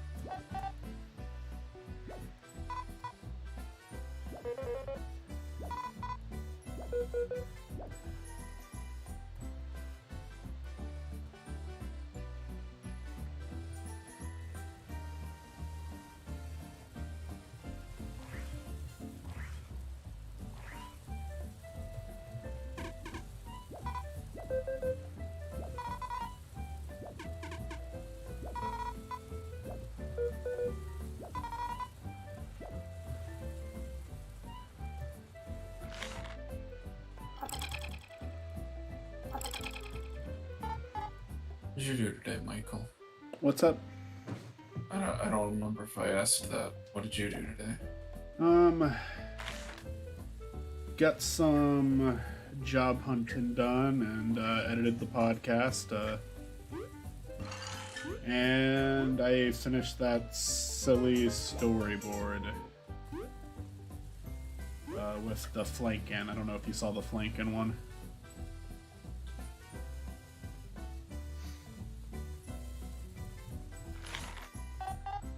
Yeah, I did see that. What is it an audio clip from? It's a old web show called Battlefield Friends, and I thought it's a very funny show. I like the guys who make it a lot. And I just heard that clip because they've been re-uploaded. They're a machinima series, so you know what happened to them. And they just now finally were able to start slowly re-uploading them to their channel. And it's an animated show, and yeah, that one was up, and I was just like, I listened, I was like, oh, this sounds like something that these characters would say. I'm gonna put it in.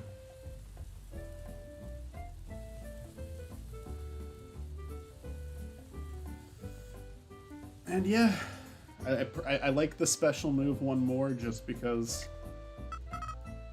it's my own thing, but I wanted to make that one.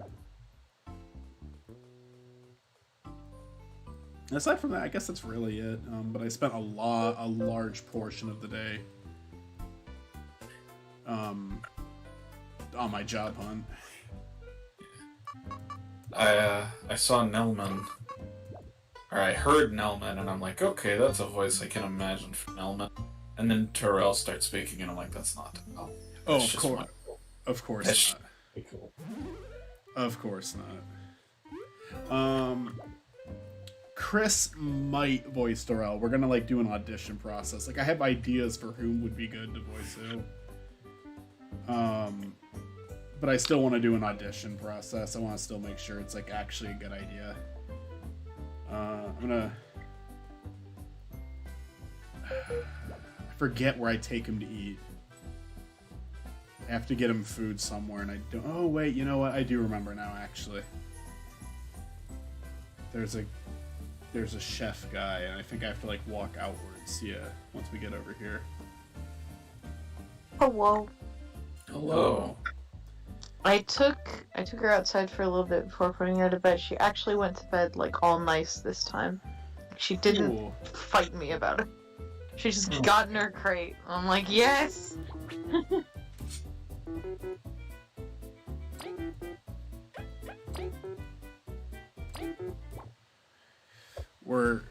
The chef bug is making us food. Hooray.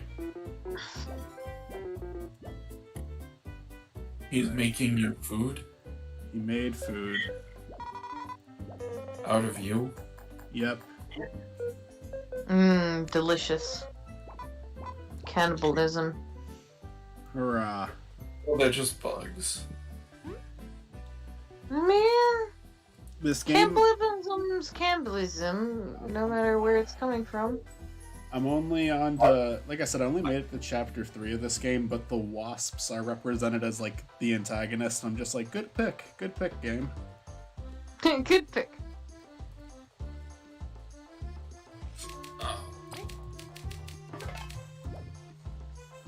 I could eat bugs and it wouldn't be cannibalism. No, because you're not a bug. Yeah. But if a bug eats another bug, that's cannibalism. I But don't that's like isn't that kind of like saying if we eat another mammal, it's cannibalism? I'll have to get back to you on that one. I think bugs just eat each other in nature. That's a thing that's pretty common. Not all of them. Some of them are vegetarian. Yeah.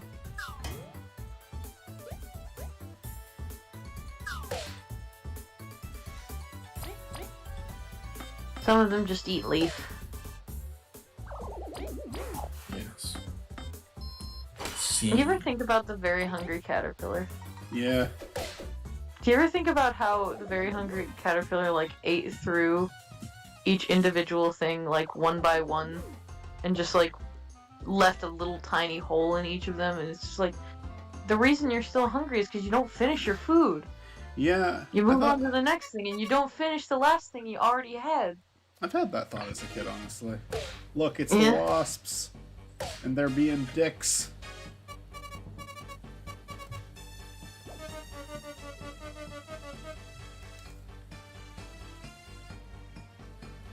Dick wasp. Dick wasp. But God, that is really loud. I forgot. Out of your dick. I forgot how loud this gameplay is. You just It's ejaculate wasps.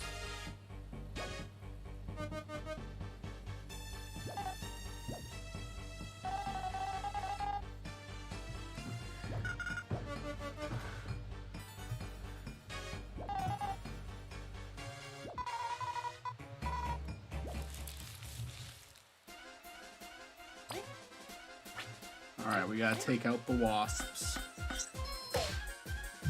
I should have used the tattle. Matt, what did you think of Centaur World? It was pretty good. Oh, great, that attack did nothing. I still gotta watch the second half of it. The last episode is not my favorite. Mm. I think they kept undercutting the tension with comedy, and I'm just. It's the last episode. You theory. You don't have to throw a joke in every 10 seconds. It might actually only be like half of season 1, just because Yeah, season 2 is coming out so much soon. Like, it's coming out in a week or two, I think. Yeah. Like, I don't think it's meant to be the last episode, you know what I mean? Well, no, but it's the last episode of the season. You don't have to undercut every moment of tension. Mm. That said, it is definitely the episode where, you know, Wama, Wink, and Horse go from like, oh, they're cute, to like, oh, it's like that. Okay. Well, don't say too much. I'm not. I'm just... Mm-hmm. I don't think you have yet. Just for future reference. What is it? I don't know that that's a spoiler. I think that's... I don't think, yeah, like I said, I don't think it is. I'm just saying, like, before we get there. I think what I like about the show is the constant tonal whiplash. Like, it does not... It is never monotone. The show is never monotone. It is always constantly shifting, like, themes and tones and I energies. like that in some shows it depends, though. Yeah. I haven't had an issue with Centaur World's tone yet, but I'm only halfway through.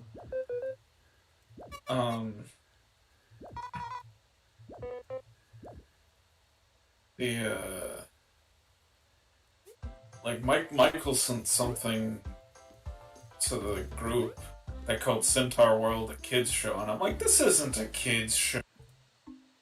And It's Y7. it's I don't know. I mean, I guess it is appropriate. I don't think children will get it. Don't take this as me talking the show down, because I like some certain kids shows, but it does seem like a very childish show to me. I like the show, but I mean, again, like I'll point it out, there's the character talks to his butt and it farts, and then he gets messages from it. Like, that's... Well, yeah, but also, like, death and anxiety exist. That exists in tons of kids' in real life movies. all the time. Well, it exists in kids' properties, too. Yeah. I feel like it's probably for a bit of an older audience. It definitely is akin to Adventure Time, where it's like all ages. It's for all ages, essentially.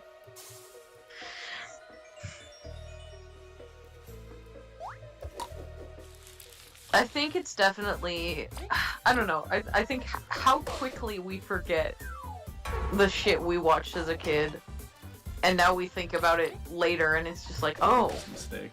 Okay, so this is what was happening while I was paying attention to their silly little song and dance. Like, I think we forget what, like, how that's just consistent with all cartoons. throughout whole history. Well, then I just think about stuff like Land Before Time, Lion King, Bambi, where they all like they all go into some pretty heavy shit. Yeah. But it's still kid friendly. Yeah. Like Lion King isn't just Mufasa dying; it's going back and facing the people, and that can be a heavy message for kids. Yeah. But it's still an effective one, and most kids half don't the even kids think movies about it. in the world, half the kids movies that exist deal with the death of a parent in some fashion. Disney does not like keeping them alive. That is for sure. Nah. And not even Disney. It happens in other movies that aren't Disney.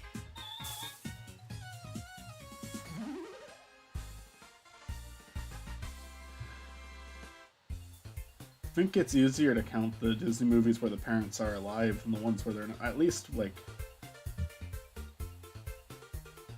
Both. yeah. Like it doesn't count if one of them is left. Okay, well, yeah, that's a knife in my plan, because I was thinking of some, but ones where both parents are alive. Are we counting Pixar? Because there is Inside Out. Sure, we'll count Pixar. I mean, you can count Pixar, but at the same time, it's like very different from what Disney does. Yeah, but I mean, even among Pixar movies, you have like Toy Story, where the dad is never showed I mean, up. they could just be divorced. You don't know. They could probably they just got divorced, or I think I've heard the theory is they're moving in the first because his dad died, but Oh no. I don't think is there anything in the movie that like backs up that theory? Yeah, there's nothing. Just- they could be just moving they're again moving. because of a divorce. They could be like, he was a They could, shitty but- deadbeat dad, and they were like, let's get out of here. they could. Let's have a better life. But Technically, it'd be pretty hard to argue this. I was gonna say technically the dad could still even exist. Like in their lives, you just don't see him because they don't feel the need to focus on him at all. But That might be it true it for a would lot be- of them, but it it's just would like, be weird that he wasn't in the car at the end of the first movie when they're moving. That would be weird. yeah, But honestly, if the first movie, it could have just been like, okay, there's one 3D model we don't have to make, and then the second one's like, okay, there was no dad in the first movie. He doesn't have a dad. There we go. yeah.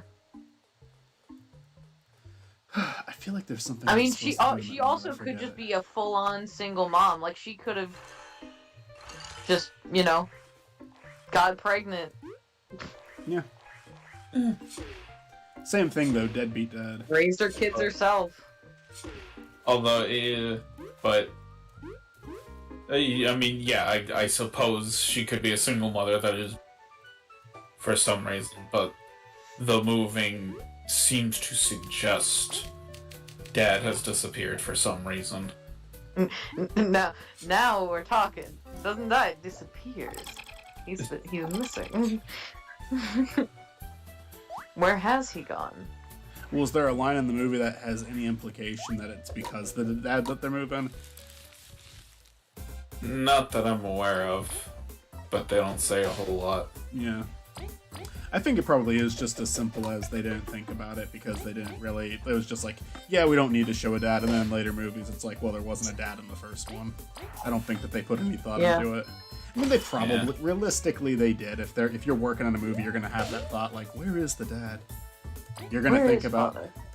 Because I think of it Yeah. whenever I write something, I overthink everything, and I have thoughts that are never gonna make it into the series. So. Yeah. Although another Pixar, there's The Incredibles, Yep. Yes. Parents are alive. There we go. and Another point on the board. Another one counted. their marriage is kind of on the rocks, but it all works out in the end. Yeah. So Yeah.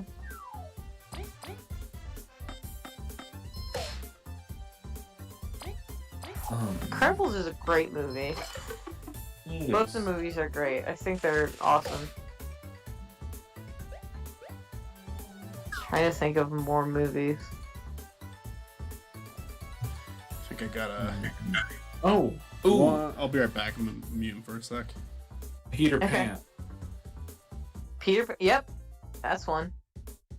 The parents are barely in it, but they are both alive. Oh, wait, hold on. Why didn't I think of this? Mulan. Are you sure about that one? Yeah, her mom and her dad are both alive. I thought Her dad's just like real weak and can't fight in the Okay. war. I thought she joined the war because her dad was dead. Nah, she joins the war because her dad's like too weak to fight.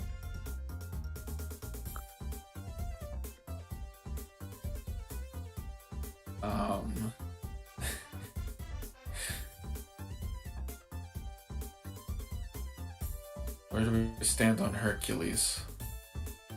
Well, In yeah, Disney- Hercules. In Disney's Hercules, Hercules is the son of Zeus and his actual wife. Yeah. Unlike yeah. the real mythology. The real mythology is not like that. But in yeah, the no, movie, real mythology is fucked up and crazy and insane. Like, yeah, everything in real mythology is fucked. But you can't make a Disney movie out of real mythology. You can't. Well, in the movie Hercules, I know you probably already said this, but like both of his parents are alive. He has two sets of parents, and they're all alive. Yes. He makes up for he makes up for a dead parents. he has the Earth parents who are alive too. Yeah. He's like Yes. Superman. Yes, like Superman. Yeah. Wait, hold on. I thought Superman's planet blew up with his parents. Yeah. You're Yeah, right. it does. But like I meant because he has superpowers, but he also has like normal Earth parents. Right. He understands what it is to be human because Right. humans raised him. Yes.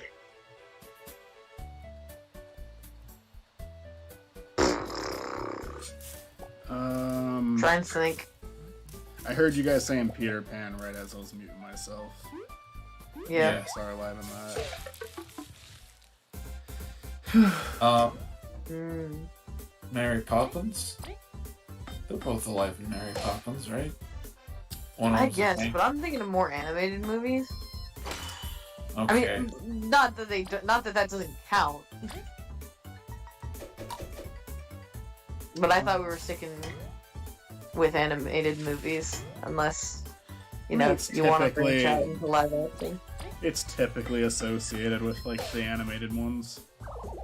Yeah. Are the parents dead in Moana? I haven't seen Moana. No, wait, no, the parents are alive in Moana. Both her parents are alive. Yeah. Now hold on. Tangled. Yeah, parents both are alive. and Queen Yeah. alive. Yeah. Yeah. It's So still her parents are alive. She just It's- hasn't seen them. it's still separation from her parents, but yeah, they're alive. Yeah. Frozen just like wipes them out immediately. Yeah. But they Frozen's did- like, fuck you. But they were on screen, so that's something. Yeah. Yeah, I but mean, they're there are a lot of parents where it's like you get both of them on screen, but by the end of the movie, it's like one of them's dying. Yeah, most One of parents them's do. dying. If the parent's gonna die, most of them are, I would say, are probably near the start. I mean, if we're talking about Sleeping Beauty, we could also talk about Tangled. Or no, fuck, put those in the wrong Reverse. order. But you understand what I mean. Sleeping Yeah. Beauty, Rory's parents are alive. Put them in the wrong order, but you understand. Yes. Are Snow White's parents alive? Who Uh, fucking knows what happened to Snow White's parents? Yeah, I don't know. They probably just abandoned her. She, There's a lot where like parents aren't even relevant. Like I the mean, Winnie yeah. there's the parents. yeah. I mean, yeah. It's weird. Snow White, in some version, she's the queen's daughter, but in others, and I think this is in the Disney version too, she's just her slave. She's her slave girl, pretty much. I haven't seen Snow White in a really long time. I was never like a huge fan of it as a kid. I ton to appreciate about what it actually is, because it's like the first animated feature-length animated film, but... I have a fun fact about Snow White that I adore very much. The animators in Snow White used real makeup for Snow White's makeup. Like the blush that you see and stuff like that. Like, she's colored with real makeup. And I think that's a fun fact. Mm-hmm. Yeah. That's interesting.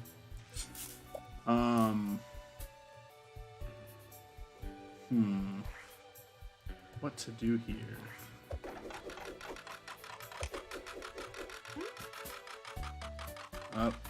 So does one of the straight-to-video Little Mermaid sequels say if the to her mom? Because I remember her mom being in it, but no one says anything about it. I think there was a sequel or a prequel or something where they do show her mom. But I mean, yeah, she definitely is dead in the first movie. I'm pretty sure. They made a third one where the mom is at least explained. I don't think that I don't know if she's in it. I saw the 2 sequels to that movie when I was a kid. I really liked the sequel. I really liked the second one. I don't remember the contrast of her having to deal with her daughter. Basically, her having to take on the role of her dad, and because her daughter is like, I want to go into the ocean, but she's like, nah, the ocean is where I was fucking cursed. Ocean bad, land good. I mean, that's also the plot of Moana. Is the parent is like, ocean bad, land good.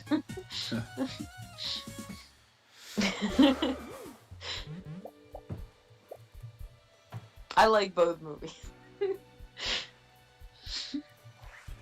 I know they're dead in Cinderella. I know they're dead in Beauty and the Beast. Only one of them's dead or gone. I don't even know if they explain what happened to the mother.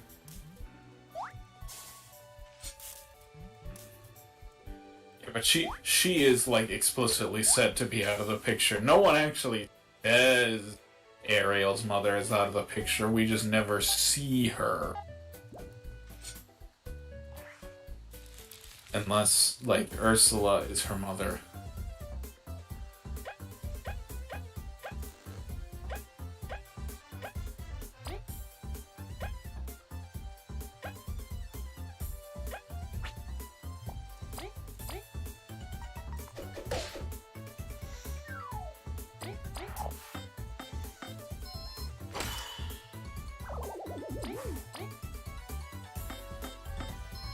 Okay, goodbye. Oh, welcome back. Still hates me. Anyway, as I was saying, in Dumbo, correct me if I'm wrong, but the mom does not die. She just gets, taken away, right? Yeah, they're reunited at the end. Well, Dumbo, she's taken away, and her and Dumbo have the emotional reunion scene. Yes. It's been a while. That or the pink elephant is probably the most famous scene of the... Probably the pink elephant's more famous. I don't know. The pink elephant is definitely very famous. It's funny because it's just nonsense too. It's good nonsense. I mean, yeah, a lot of people know that scene who haven't even seen the movie.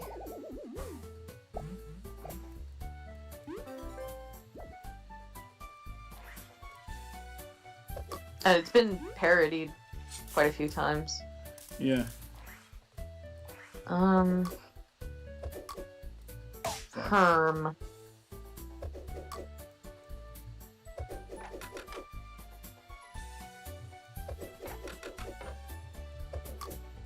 God damn it.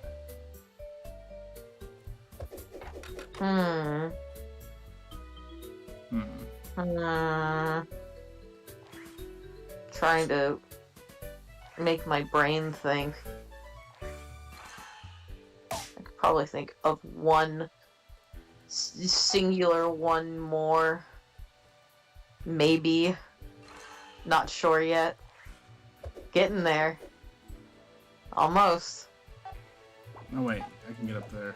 Sherlock Gnomes. Ah, fuck off. Yes.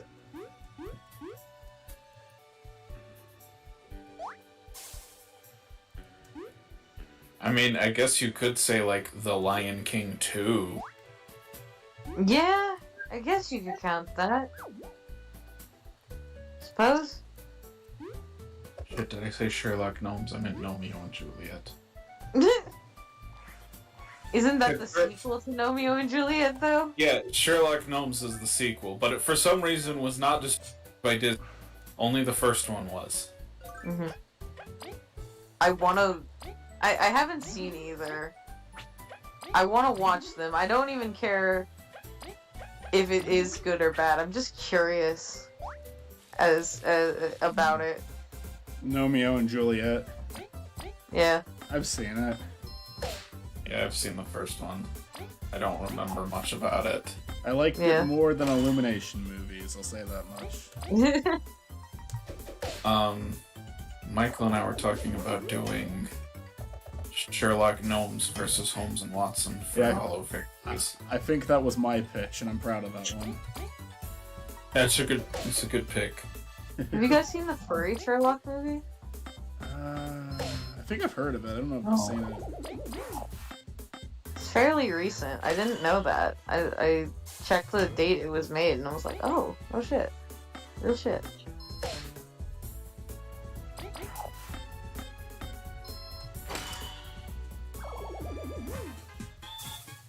We just leveled up again. And we needed it because our health was getting shit.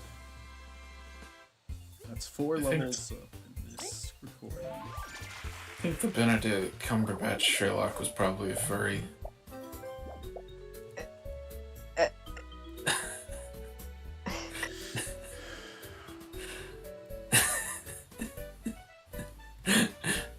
I think I broke Mitzi. I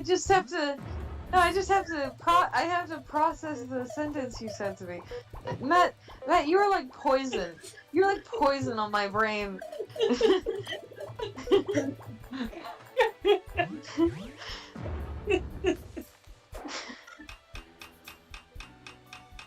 Do you just say things, or do you think about them before you say them? Yes. Which one? Which one is yes? Both. Simultaneously.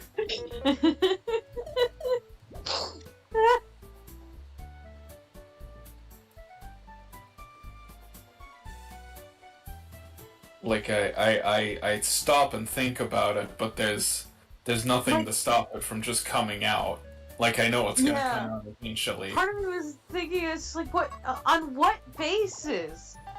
On what ground? Like, if I think like it's gonna come out of my mouth. Anything. Like you can just say anything, but sometimes I'm gonna ask you for evidence.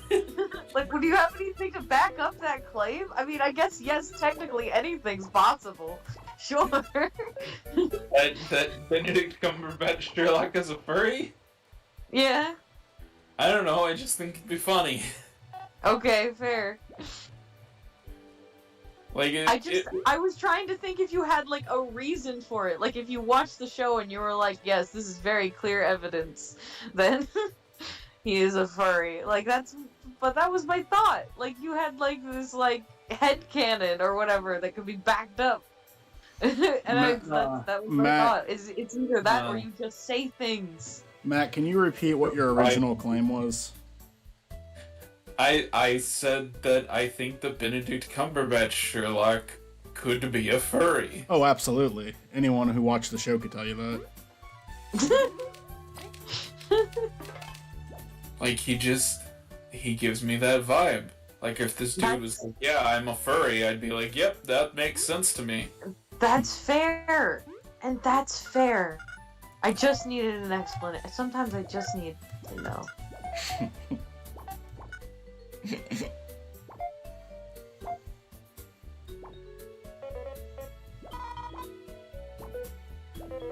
What about Robert Downey Jr. Sherlock?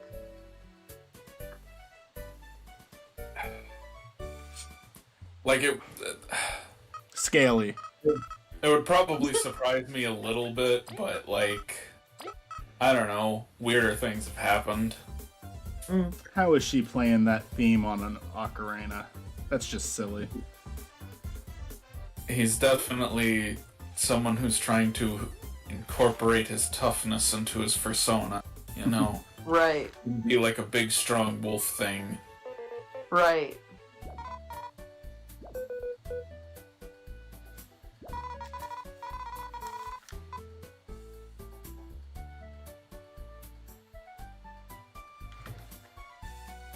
No, I think Robert Downey Jr. Okay, I think Benedict Cumberbatch Sherlock is more the wolf, but Robert Downey Jr. Sherlock is like a tiger or a lion or something.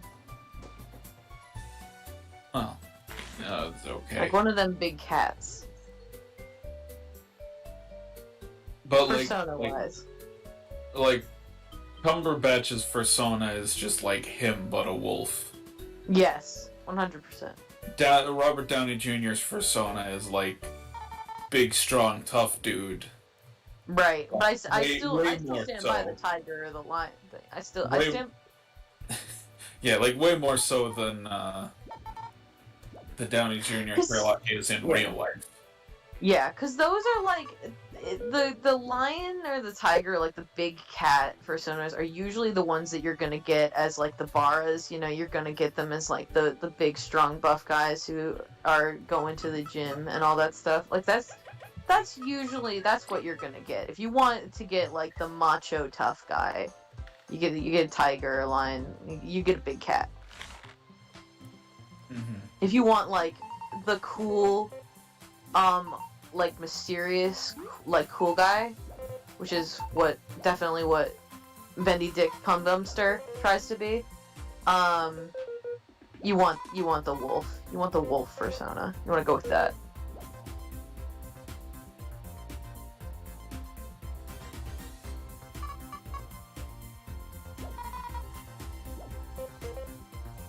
Did I cut out, or are you all just making No, me say I know words? you went Okay. With the words that I have said. Kind of like, huh? Mitzi sure knows a lot about personas. I know several furry artists. Which shouldn't come as a shock to anyone.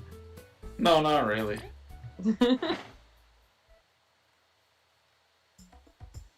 I don't know if I know many furry artists. I know YouTube. I'm a fan of YouTubers who are furries, like Mhm. Ralph the Movie Maker. Yes.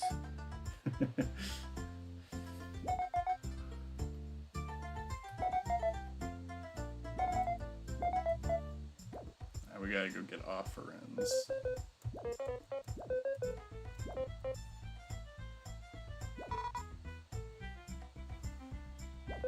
See, I want to go to a furry con because I hear they party really hard. I've never been to one before, but yes. They do. I have been to cons that have had furries in them, but I've never been to a furry con.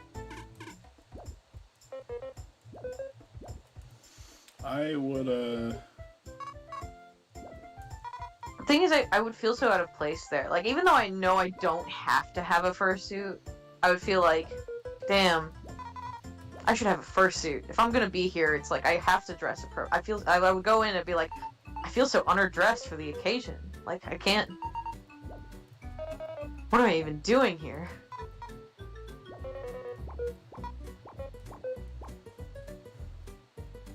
I would go to one with a friend. Yeah.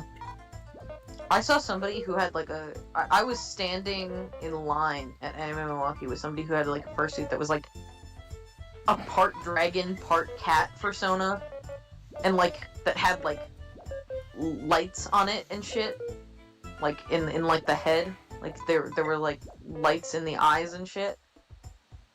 And I was like, how the fuck are you doing that? I don't understand how people who wear fursuits must have like I don't know, must be perpetually cold to wear that and not overheat. They must be like cold-blooded or something to just like wear that and not feel like they're dying all the time. I'm like, I was just thinking, it was just like, that is so intricate, and it must have cost you a fortune, and you are probably sweating buckets, and you are, like, I'm surprised that, like, inside of that there isn't just, like, a waterfall coming out of it, of just sweat. Like, there's so much. It's so much.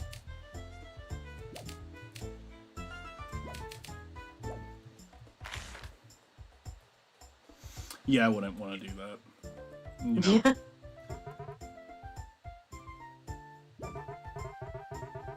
Yeah. I don't even like wearing like a mask. Like a big Halloween mask. That's too much. I just sweat right away. But Yeah. I feel like it's I can do fine. onesies. That's about as far as I can go. I can do onesies, and then that's it. I like a good costume though, where you can kind of like cover your face, and Oh yeah. that makes you sort of mysterious. It's like, ooh, who's this dude? What's he up to? I might Who's this guy? What's his story? To be fair, I might I just bet he because I'm is wearing like- the like lousy latex. I don't know, like not latex, like rubber masks. Like you That's want all something yeah, that comfortable. breathes. Is what you're saying. You want something that's like, you know, it cares about the wear and it understands. Hmm. It treats you right and caresses you. Right. Yeah, Yeah. I get you.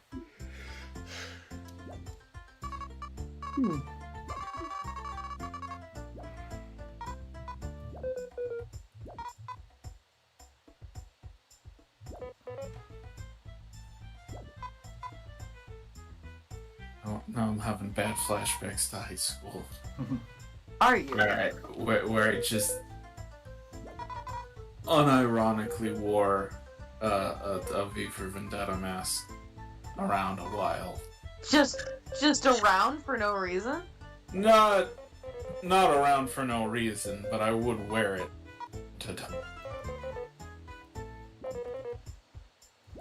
To just wherever? For just no, like okay. mostly like in my house or around my friends. Oh.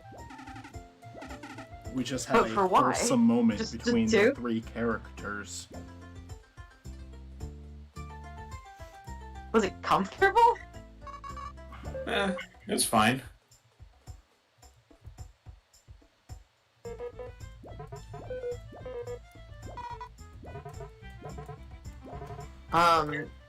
I'm also having flashbacks because when I was like 13, y'all remember IMVU? I know I've talked about it before, but did you guys Yeah. ever use it? I didn't use it, but it was where Shrek: The Final Layer was made.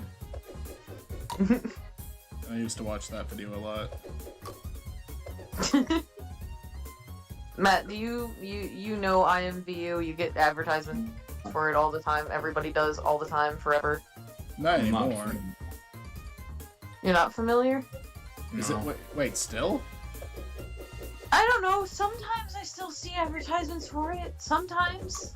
What's Certainly not as much as I used to, but sometimes, you know, in the corner of a website, it'll be there. Hmm.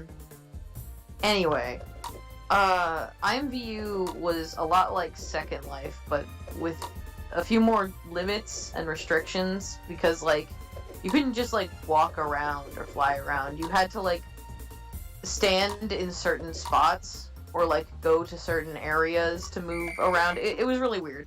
But, I mean, it worked. It definitely worked. And I, when I was 13, had a account on it with a pink cat girl persona.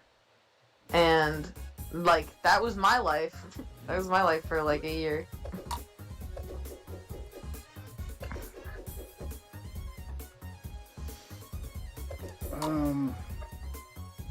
I did a lot I of wanna RuneScape when I say- was a kid. I wanna say that, like, also, like, the username was something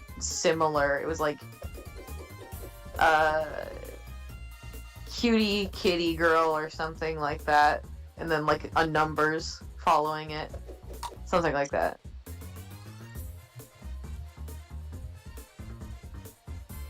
God damn it.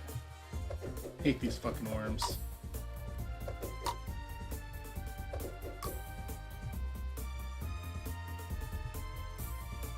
God damn it, they keep going down. I can't fucking get to them. This is not an easy enough thing to use. Especially on the fucking keyboard. I got less that time. I remember I never used it. I watched a few videos on it. I used, like I said, RuneScape was kind of my thing. But I sucked at it. I never got far, but because I didn't actually like learn how to play the game. I just like going around. I tried starting like little cults to see how many people I could get to join, and normally be like one. They would humor it for like 10 minutes and then leave. Like, I never got far. But I did get multiple people at different times, just not all at once, so You never got people to stick to your cult. I did succeed in wasting people's time, though, so that's good. Important. It's important to just waste people's time. Especially when online. Remember, kids, when you're online, waste people's time. It's what you do. Nickelodeon had this weird MMO. Yes. And it was the only thing. I fucking loved it. And it was the only thing I ever trolled people on. And I trolled in a very stupid way. I may have told this story before. I roleplayed as Kevin from Ed, Edd n Eddy. And just went around calling everybody a dork. That's all I did. Yeah. But it did upset people. But it did genuinely upset people. Yeah. Michael, do you ever think about how we could have been on that website at the same time, in the same room, and not have even known it? And I could have called you a dork. You could have called me a dork, Michael. Did you ever get called a dork? Michael, you could have called me a dork. Did you ever get hit by the infamous Kevin? If I did, I don't remember, or I didn't care.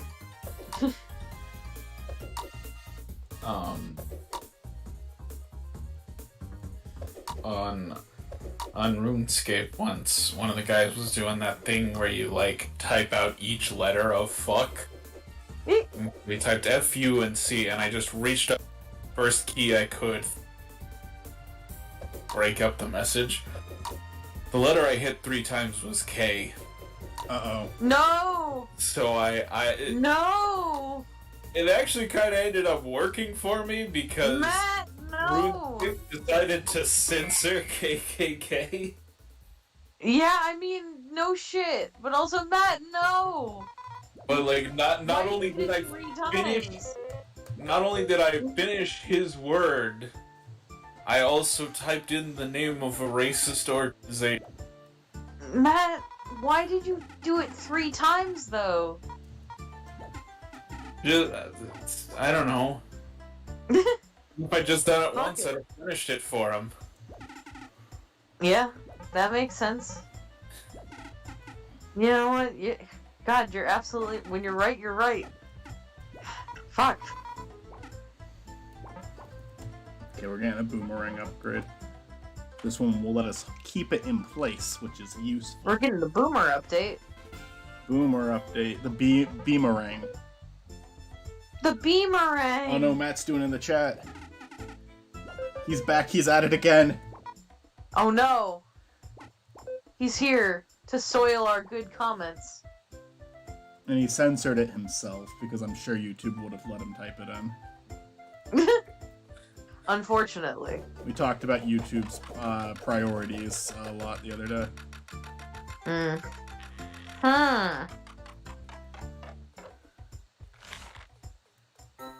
We got the crystal berry. I want to grab those berries too. They just allowed us to shoplift. Anyway, that's cool. Yeah, I mean, what's a little shoplifting between friends? Not my friends. The bugs around me are friends, but not them. I don't want that on. I need to get some more badges, because I just got a badge upgrade and I can't do it. This bug's here. I recognize them, unless it's a different bug that looks the same. Oh yeah, the eating contest, I think. Gotta do that. Nummy. Eat some cake. Eat some pie. Fling yourself into the sky. Where do I hear people coming in and out? It's midnight now. Uh-oh. Wait, what do I push? Eat some cake. Eat some pie. Throw yourself up in the sky. Do I push Z? Yeah, okay.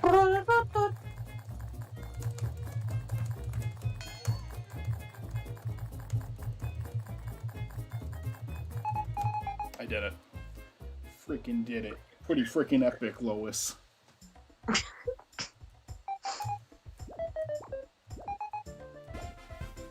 Got the moon offering. We got both the offerings we need now.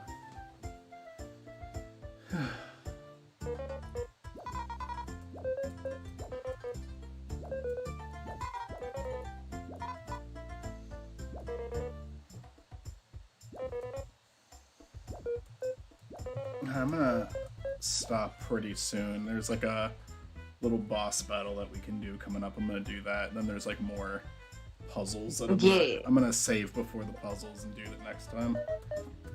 Yeah.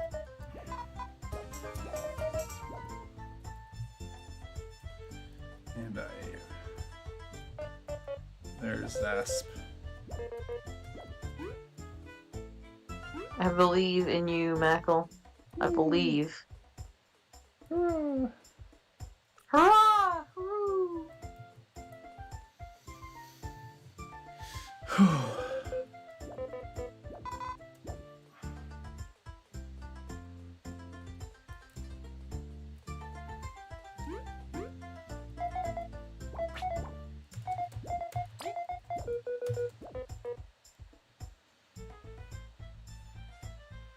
Yeah, you're right. This moth guy is Finno.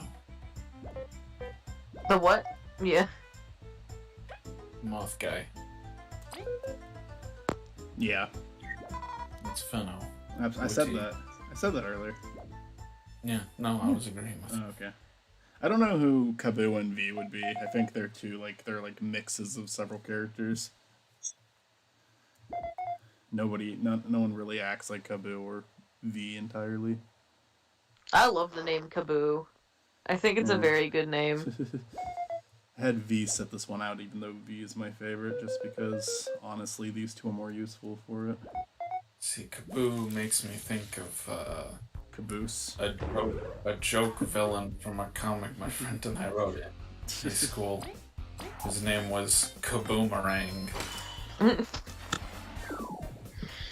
Zaboomafu's cousin, Kaboomafu. He was kind of a parody of Boomerang Man. I guess that was who we were making a joke on. But he was not an important villain. God damn it.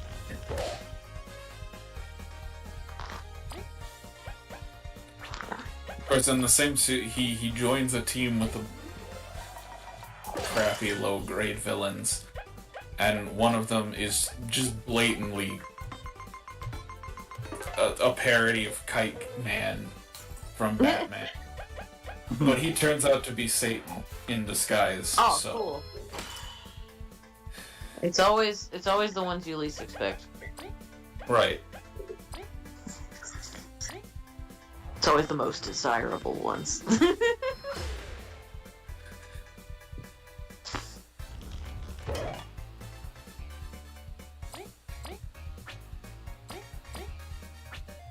Yeah, let's use it.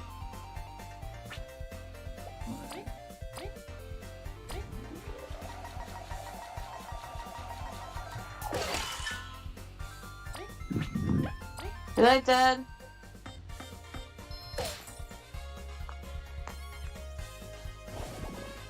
Name it's his dad.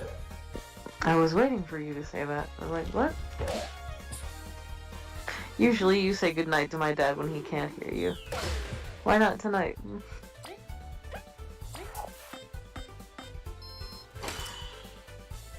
You should let him know. Hmm. I want What? him to And get know up from that my you- comfy bed and remove Well, myself? not now. But like next time.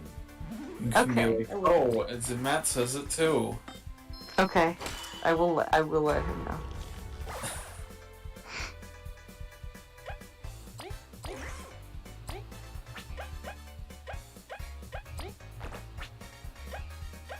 I am so comfortable right now. Oh.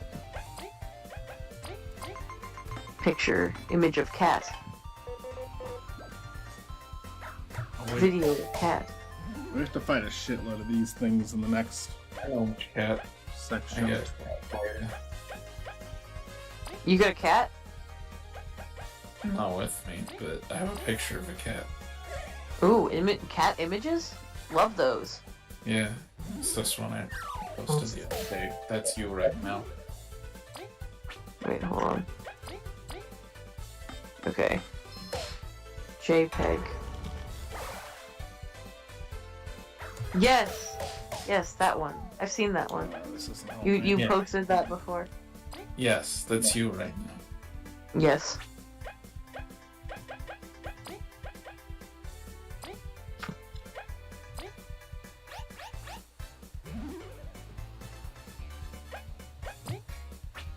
I'm so fucking tired all the time. This is annoying.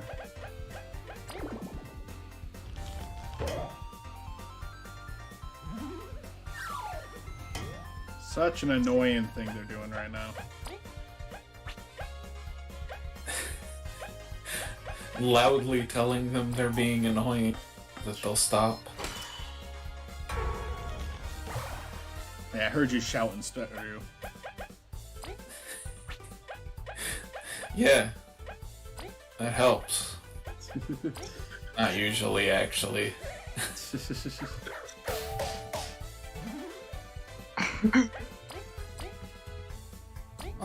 I swear, sometimes my computer, if I'll tap and be like, "Hey, come on, work, you idiot!"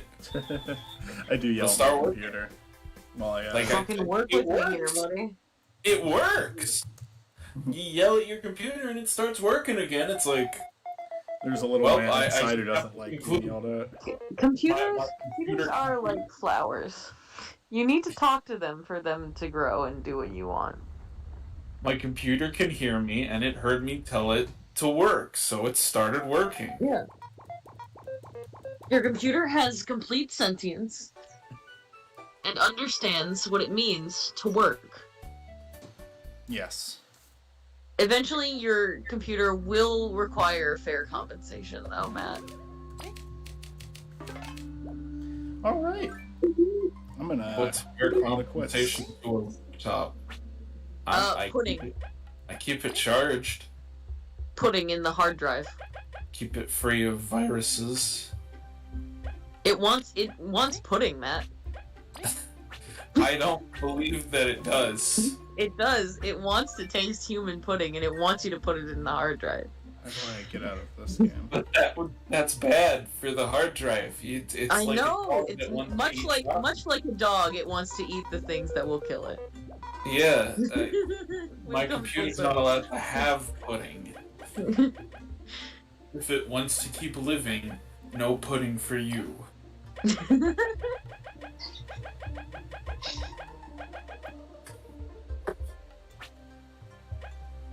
How do I exit the game? I don't even know what to do.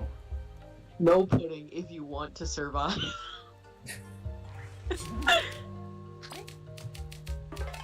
You have your pudding if you haven't had any meat. That was on that was hold music. One time. I don't remember what I was holding for. I don't remember which company I was on the line with, but that was the hold music. I don't understand. What the fuck?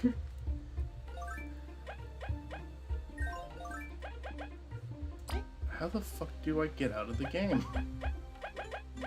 I know I can just hit my Windows button an exit, but it's weird that... Okay, return to main menu. There we go, okay. Alright. Yes, exit the game. Alright, well, that's the end of this one. Okay. I'll stay on and chat with you guys a little longer if you want, but ending the stream.